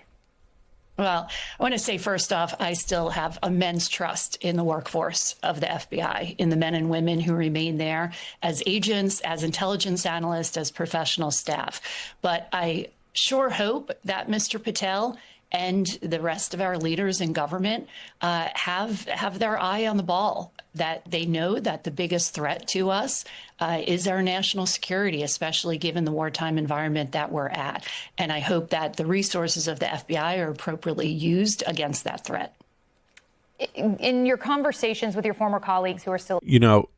It's also noteworthy to say that the actual enemy of this administration they're a political opponent. So they have weaponized it to where liberals, American citizens who are quote unquote Democrats or quote unquote liberals, you could be independent also, how you are the actual enemy. So within government, if you are perceived as being a liberal, a Democrat, or a person who believes, liberal, by the way, means freedom, liberty. You believe in freedom. That's all it means, which is also noteworthy. They have made that into a dirty term. You see what I mean? The term that means freedom, they have turned it into something else, right? That's very ambiguous, right? But they use it as saying you're the legitimate enemy of the American people and you're the legitimate enemy of this administration. So they've been given carte blanche to fire you because you believe in freedom. Like literally, that's what's going on in the United States. Liberal means freedom. It's just crazy, it's crazy. But with the FBI, is there any sense that there could be a change of course by Kash Patel and other leadership at some point? Well, I think we all could remain hopeful that the focus is not on the distractions that he causes, but again, that are on our biggest threats, that are on the work of the FBI and the great work that the men and women there continue to do. Before I let you go, I know you worked under former FBI Director Robert Mueller for some 12 years. He died yesterday at the age of 81. We reported that as breaking news. Assess his legacy, how you perceive his role and how many people are going to remember him, his legacy. Sure. Yesterday was a very sad day for the Bureau, and I think really for our country. We lost a true patriot. I spent about half my career serving under Director Mueller during his 12-year tenure as head of the FBI, and I think he was the exact right director we needed when 9/11 happened. That was a week after he was sworn in as director, and he worked and fought to keep the FBI together as one agency and not have it broken apart. And think about the tone. Think about the tone, because this is the guy who was in charge. He was given the mandate of attacking, going out and seeking the perpetrators of 9/11, right? And so this is his job. But think about this. That was his job, right? Now let me see. What did Trump say about Robert Mueller's let me see here, Robert Mueller's passing? I'm curious because I don't know, but I'm just thinking this would be interesting to know, because again, now let's say some of you don't think Jan 6 is such a bad thing. Okay, so you don't expect to have kind words about the people who prosecuted the January 6th perpetrators, right? The insurrection. You don't like you're okay with that happening. You don't really care, right? That's not a big deal to you. But is 9/11 a big deal to you? Let's find out, because if 9/11 was a big deal to you, we've heard Trump say a lot of shit because he's blamed Bush. He said that they shouldn't have gone to war this way. It destabilized the Middle East, all this stuff. Trump was outwardly against the behavior of the U.S. military and the government that directed them. What I mean by military is their actions, and also the government that, Bush's government that had that mandate, Obama's government that had that mandate, right, to seek out the people who played a role in this. Now, let's see. What did Trump think about Mueller, the guy who was given, the power to go and pursue them, right? Following the passing of the FBI Director Robert Mueller on March 20th, 2026, at the age of 81, President Trump's reaction was characteristically blunt and controversial. Rather than issuing traditional statement of condolence, the president took to Truth Social Saturday, March 21st, to express his feelings. His post was widely reported as follows: Robert Mueller just died. Good, I'm glad he's dead. That's what Robert fucking Mueller said. This is what Trump said about Robert Mueller. So, again, you people that support Trump and you believe Jan 6 was okay, that was just, you shouldn't prosecute those people, blah, blah, blah, blah, blah. So how do you feel about 9/11? How do you feel about the guy who was mandated, to defend folks from, who attacked the U.S.? And what should Trump say about people that went out and gave their life for this movement, right? This is what Trump said, right? Yeah. Following the passing of former FBI Robert Director Mueller on March 20th, 2026, at the age of 81, the president's reaction was characteristically blunt and controversial. Rather than issuing a traditional statement of condolence, the president took to Truth Social on Saturday, March 21st, to express his feelings. His post was widely reported as Robert Mueller just died. I'm glad he's dead. He can no longer hurt innocent people. This is what Trump said. He's talking about the man. A separate law enforcement. Listen to this. Listen to this. Here it is. Your tenure is. How you perceive his role and how many people are going to remember him, his legacy. Sure. Yesterday was a very sad day for the Bureau, and I think really for our country. We lost a true patriot. I spent about half my career serving under Director Mueller during his 12-year tenure as head of the FBI, and I think he was the exact right director we needed when 9/11 happened. That was a week after he was sworn in as director, and he worked and fought to keep the FBI together as one agency and not have it broken apart as separate law enforcement and intelligence agencies. And he did that because he knew it was the right thing for our country. He didn't do that because that's the way it always had been. I think Director Mueller can be credited with all of his work. Okay, wow. So that's interesting. You know, and I'm going to stop there. I mean, that's interesting. Trump's comments. So that was Mueller. He passed, and he had wide authority to investigate and things like this after 9/11. Right. And when Trump was asked, right, this guy just passed away, Mueller. He was a patriot. And regardless, this is interesting because Trump, again, the actions like Jan 6, he pardoned everyone and he said that, hey, that's just a hoax. So what about 9/11? What about the people that were given the job under the government to seek out persons connected with 9/11 and make the country more safer? What about those people? Right? Listen to what Trump said. Look, following the passing of former FBI Director Mueller on March 20th, right, at the age of 81, President Trump's reaction was characteristically blunt and controversial. Rather than issuing a traditional statement of condolence, the president took to Truth Social on Saturday, March 21st, to express his feelings. His post was widely reported as follows: Robert Mueller just died. Good. I'm glad he's dead. He can no longer hurt innocent people. He's not talking about the terrorist. He's talking about Robert Mueller, the person that was cast to find the terrorists and prosecute the terrorists. Context of the remark: the president's reaction stems from his longstanding animosity towards Mueller, who served as special counsel from 2017 to 2019, investigating Russian interference in 2016 election. So you see that? So again, you know, actions speak louder than words. Trump does have connections with Russia. He absolutely does. And it's been longstanding in his businesses in Russia, to his businesses in the United States, to his connection with the Russian mafia, renting the floor underneath Trump's own personal residence, something to that effect, in Trump Tower for a long time. You know, they run in the same circles. People, a part of his political cabinet, went to jail for connections with Russians for lying about it. Now, so there you have it. So again, he calls the Russian connection a hoax. Okay, well, he tends to side with Vladimir Putin on everything. Is that a hoax? Is it a hoax that he likes Putin?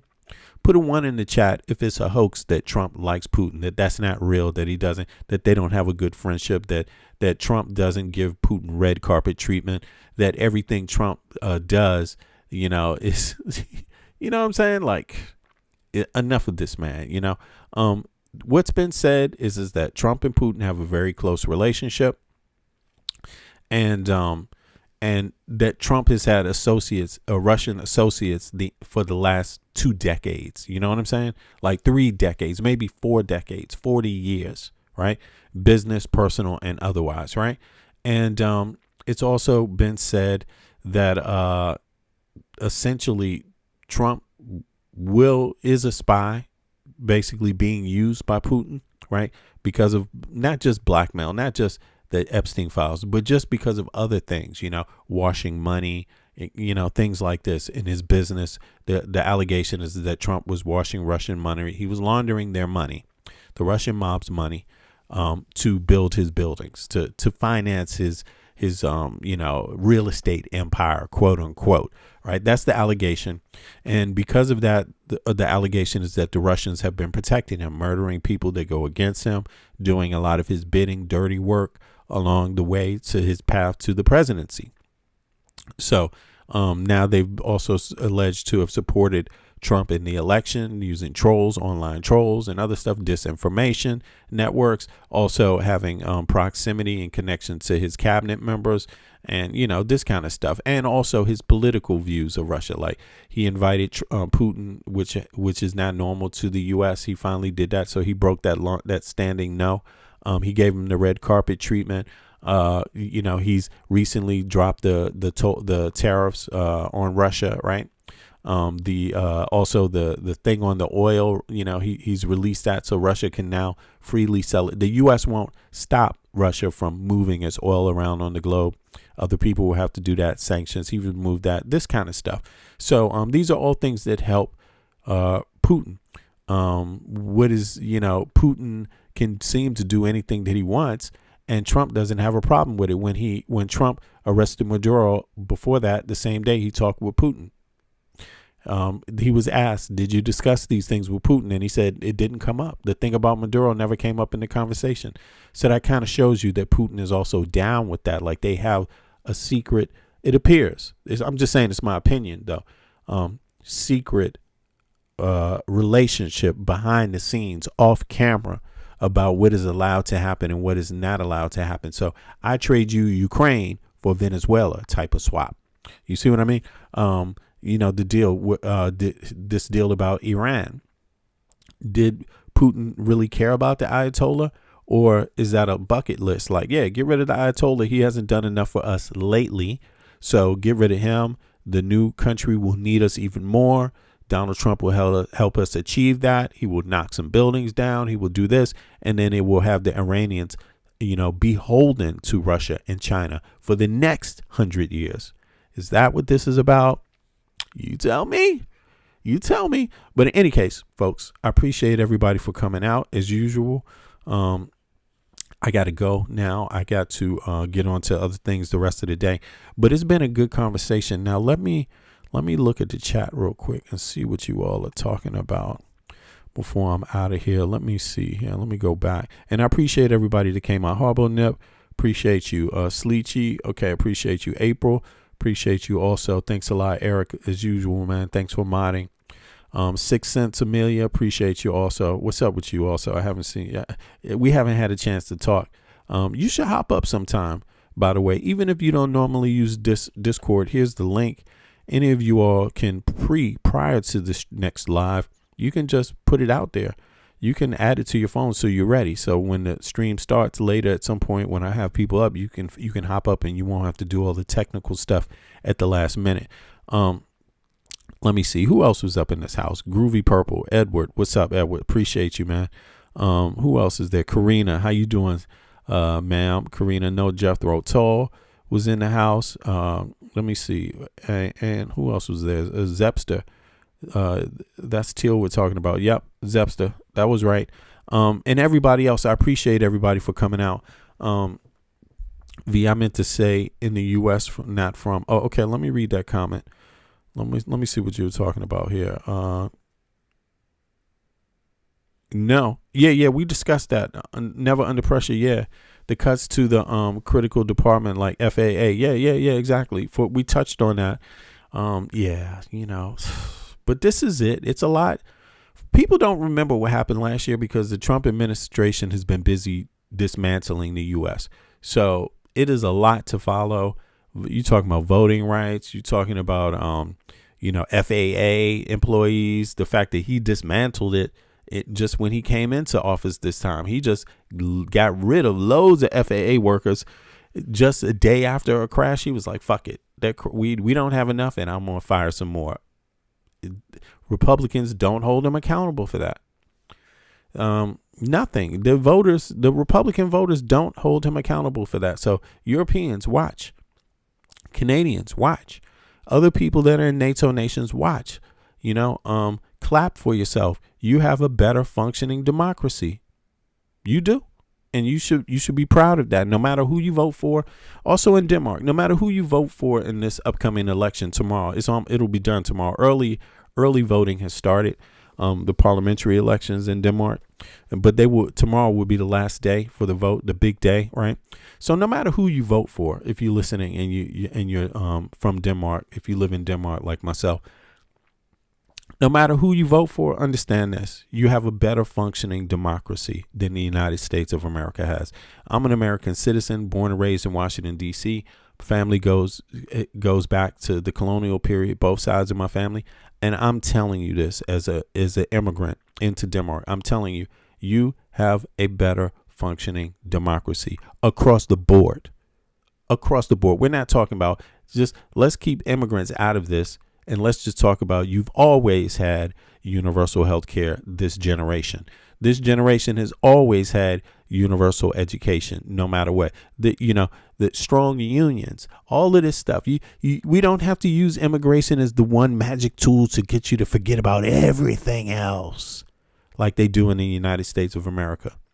Did you know it's okay to be tough on immigration and also want all your citizens to have health care? Did you know that was possible? It is. It's possible. You motherfuckers in the U.S. don't realize that. Do you know it's also you could be tough on immigration and illegals. You could be tough on that at the same time you're pro universal education. Did you know you could do both? You can. It's possible. But in the U.S. they don't. The people that are tough on immigration, they say fuck the rest. Fuck your paycheck. Fuck inflation. Fuck your workers' rights. No unions. Fuck a union. Fuck your voting rights. Fuck that. We don't need that. I mean, these people that are scared of immigrants, man, they fucking hate the United States more than anyone else. They hate everything. Anything a normal citizen would want, they're against. Keep that in mind. Keep that in mind. So applaud yourself also, that you have a government and you have citizens that vote. People are voting more and across Europe. Yeah, it's always an issue protecting elections, but more people vote. 1/3 of the population didn't even vote. Okay, this is how you got Trump in the last election. You got Trump because 1/3 of the voting population said, fuck it. Okay, I bet you won't do that again. I bet you won't do that again. And then, yo, hold on. It said V Media. You forgot. Norman. What's up, Norman? Appreciate you too. I did forget Norman. I'm sorry about that. Norman, you here, man? Sorry about that. I'm sorry if I missed you. I did miss you, but it's because I couldn't go back that far. I can only review the chat in the last maybe 100 messages. After that, it doesn't let you go back. You know what I'm saying? Yeah, Sleechy says they're a Republican. Yeah, I don't give a shit what your political party is. Not you, Sleechy, but just anybody. I care about what your values are. If you're against universal health care, I don't like you. I think that's stupid. If you're against universal education for American citizens, I think you're stupid. If you're against unions and workers' rights, I think you're stupid. If you're against fair housing, I think you're stupid. If you're against the freedom to control your own body and not have somebody else tell you what to do with your own body, I think you're stupid. I think you're stupid for giving up all these rights for one thing, just looking for illegal immigrants. I think that's something American citizens need to think about. So values, regardless if you're a Republican or Democrat, what are your values? You see what I'm saying? Your values, the conversation about your values won't be replaced by the mention of you being a Democrat or a Republican or an independent. Even independents aren't inherently good people. Democrats aren't inherently good people. Republicans aren't inherently good people. You have to advocate for things that are inherently good. That's what you must do. That's what the game of politics is. You got to show and prove every day you wake up. You can't just say, oops, I'm good, or oops, I'm against this, and expect people to know what it means, So, Sleechy, you said, oh, okay, yeah. Anyway, Sleechy's not a Republican, okay, but I thought he said R word or something. I thought you meant Republican, but in any case, damn, this dude's, yeah, Josh Cooper, I see you. It's much worse now. You're gonna need a passport to vote now. I mean, that's what they want for the average American citizen, the passport. And they want elderly people to go out and renew their birth certificate. Most people never even thought of where their real birth certificate is. A lot of people left their birth certificate at their family homes. Or what if your family home had a fire? You never had a fire. You never had a flood in the United States of America. You never had personal records be destroyed. Old records that you typically never need to have. You never had that happen to you. Of course, many Americans have had that happen to them. And now they're telling you Americans that's happened to, you need to go out and get a new birth certificate if you want to vote. They're telling women who just changed the name because they got married that, hey, you got to get a new birth certificate that has your current name on it, not your maiden name. Maiden names don't count. We don't use that. That's not verifiable. That's what they're telling people. So this is the America people vote, and this is the America people voted for, because you vote for all of this.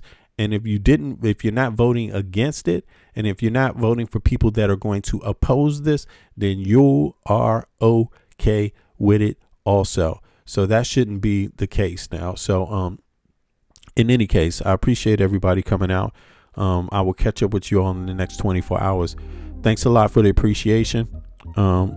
Let's see if things get better. You know what I'm saying? All right, y'all. Fuck Trump. Release the Epstein files. Hey, elect people. You don't owe these people your lifeblood. Get rid of them if you don't like them. All right? Vote. Appreciate it, y'all. See you later. I know how to see a whack MC when he bustin', but I just back away real cool, no fussin'. I'd rather go kicking in the streets with the bums and use the knowledge to collect what? Some funds. Open a non-profit and build a damn school. And this is the story of how a great king rules. There's many that claim to know the local demographic, but don't have the nerve to tell you the truth. It's tragic, but I do, so sit back and let me spit this shit to you. You feel better when I spit this shit to you, despite the system trying to clamp down on the people. People will learn how to stand up to evil. Not evil that's across the globe, that's too far, but evil that lies in their own backyard. And fighting, it's not an option, they can't win. The government, it's not supposed to represent sin, but then again they do, and that's a problem. So let's go down and figure out how to solve them. It's not fun being a rapper that can't speak, but we do, yes, and plus we make fat beats. Yo, we smoke weed, break up trees, listen, bringing fat beats, that is our mission. You wanted to see us on board, shut up and listen. Thelonious and Big Bennett, brother, check the vision. Mentalities of different realities. Enter the Star Trek room when you hear the boom. I be the Walkman with the super bass. Automatic stop, yes, stereo cassette player. With the delayer, freaky lyrical sprayer. Extraterrestrial rhyme sayer. I be the poetical VIC/master of the ceremony. Genderoni, won't you come step with me? I'm on a historical journey. Kinda like Sigourney. Implore me to represent the attorney that represents my niggas, go figure. It's the card, they call me Uncle Bigger. Niggas love your blunts, down your liquors. I read the parallel to the fiction. You fixated on this brother's nature. Relaxed behavior, I might save your change. Flip it, rearrange. The whole concept, yo, is good for all your brain. Insane, psychotic, neurotic, black onyx, and hooked on phonics. Just atomic, it bleeds like a bonnet. Cut with the Asiatic, they all up on it. Rhyme static with the bombastic type of skill. You wonder, is this nigga Vic really for real? It's still, but only necessary in the berry. I'm milk like dairy, they quite contrary. That's scary, but I'm a dog in the prairie. I scurry to grab my bones and just bury. Lyrical flurry, go get your secretary with impeccable diction. My style might vary, so get a hold of your own shit real fast. Fucking with us, we take it right out your ass. Prairie dogs chill while the other dogs howl. Too many dogs get sent to the pound. Back on the hill, me and my peeps just lounge. Prairie dogs, we keep it on the down. Splatter, don't like gun splatter. We try to climb the ladder, wicked men get better. They make it like splatter, but it really don't matter. Cause you know we coming back to our sons and our daughters. So follow him, the one who protects ya. And the mother, she will never neglect ya. Through divine nature, the people respect ya. And in this way I deliver my lecture.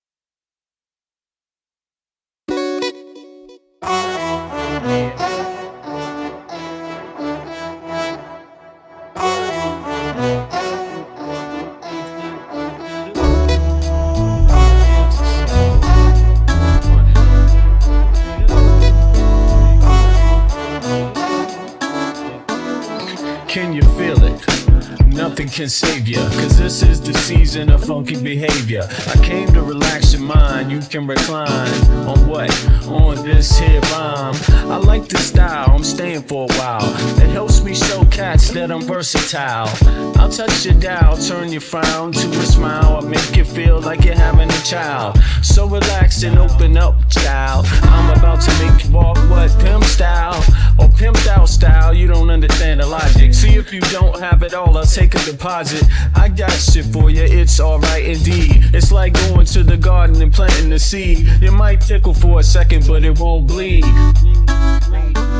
So just relax, just hear a dope track. The vibes is real nice, everything is real fat. You don't have to do work, we do that. It's the type of place where you can wear your hat. Just relax and just hear a dope track. The vibes is real nice, everything is real fat. You don't have to do work, we do that. It's the type of place where you can wear your hat. Just entertainment at the same time, edutainment. In other words, you could call it bent. What I'm saying is that I'm here at your service. It's hard work, but then again, I deserve this. I'm helping people enjoy their spare time. I'm like an instructor when I'm doing my rhyme. Relax and just hear the dope track. It's really not all that, it's not like a gag. We like that when everything is relaxed and chill. You don't have to get fucked up or take pills, cause I like being myself, it feels good. Yo, it makes my meals taste good. It makes my meals taste good. It makes my meals taste good. It makes my meals taste good. So just relax. It's your dope track. The vibes is real nice, everything is real fat. You don't have to do work, we do that. It's the type of place where you can wear your hat. Just relax and hear a dope track. The vibes is real nice, everything is real fat. You don't have to do work, we do that. It's the type of place where you can wear your hat. Just relax. My mind state, now balloon, it won't inflate. Just take the buzz, this much wiser kid, fuck the shade. And take it to a lower level, and dig a ditch for a devil. Got some more kids and pass the shovel. Dig a hole, take them on a spiritual roll. Lyrics unfold, either that or unroll the scroll. Episodes keep reoccurring and stifling. People's vision get blurring, their hearts start murmuring. I'm about 5 times iller than a Sherman. Introspection is God's gift to the miracle. I freak material, lamb's milk without the cereal. When MCs say your booty, they mean venereal. Your fake material hip-hop killers, they more faking than fucking Michael Jackson and Thriller. The status of a hoe, Quanto Costa. They wanna know how much it costs, kid, I bet for keep to me. Just relax and just hear a dope track. The vibes is real nice, everything is real fat. You don't have to do work, we do that. It's the type of place where you can wear your hat. Just relax and just hear a dope track. The vibes is real nice, everything is real fat. You don't have to do work, we do that. It's the type of place where you can wear your hat. Just relax.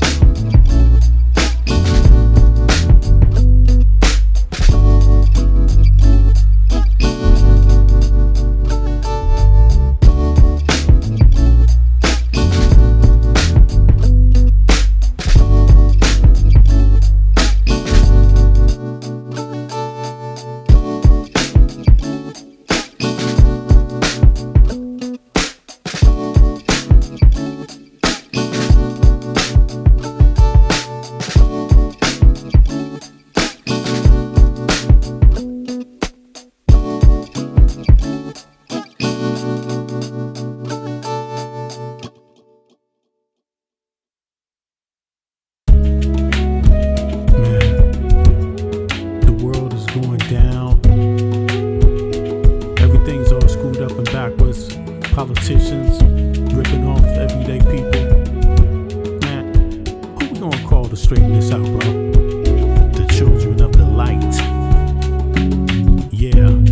And what do I see? A last space to freedom. One day that's me. I could chill with my ancestors and my family. Cause even though I made mistakes, they still accepted me. Through my life, I had to try to understand the way it is. It's hard telling your kids what life really is. Cause it hurts and you want much better for them. But you gotta let them know what's out there for them. So you can say you have one word, one voice of light. So you can make things right. Cause the times that we live in, I don't place for humanity. Not you, not me, the human race family. We need to change how we think, it's the brains. It's not right putting people in bars and chains. It's messed up cause in our veins the blood's the same. But some got different means, others got different aim. Some want to propagate hate through racism. Others want to sell pussy in the basement. Some settle for drugs, even debasing. But these things in life could never be a replacement for love, understanding, knowledge, and wisdom. 'Cause only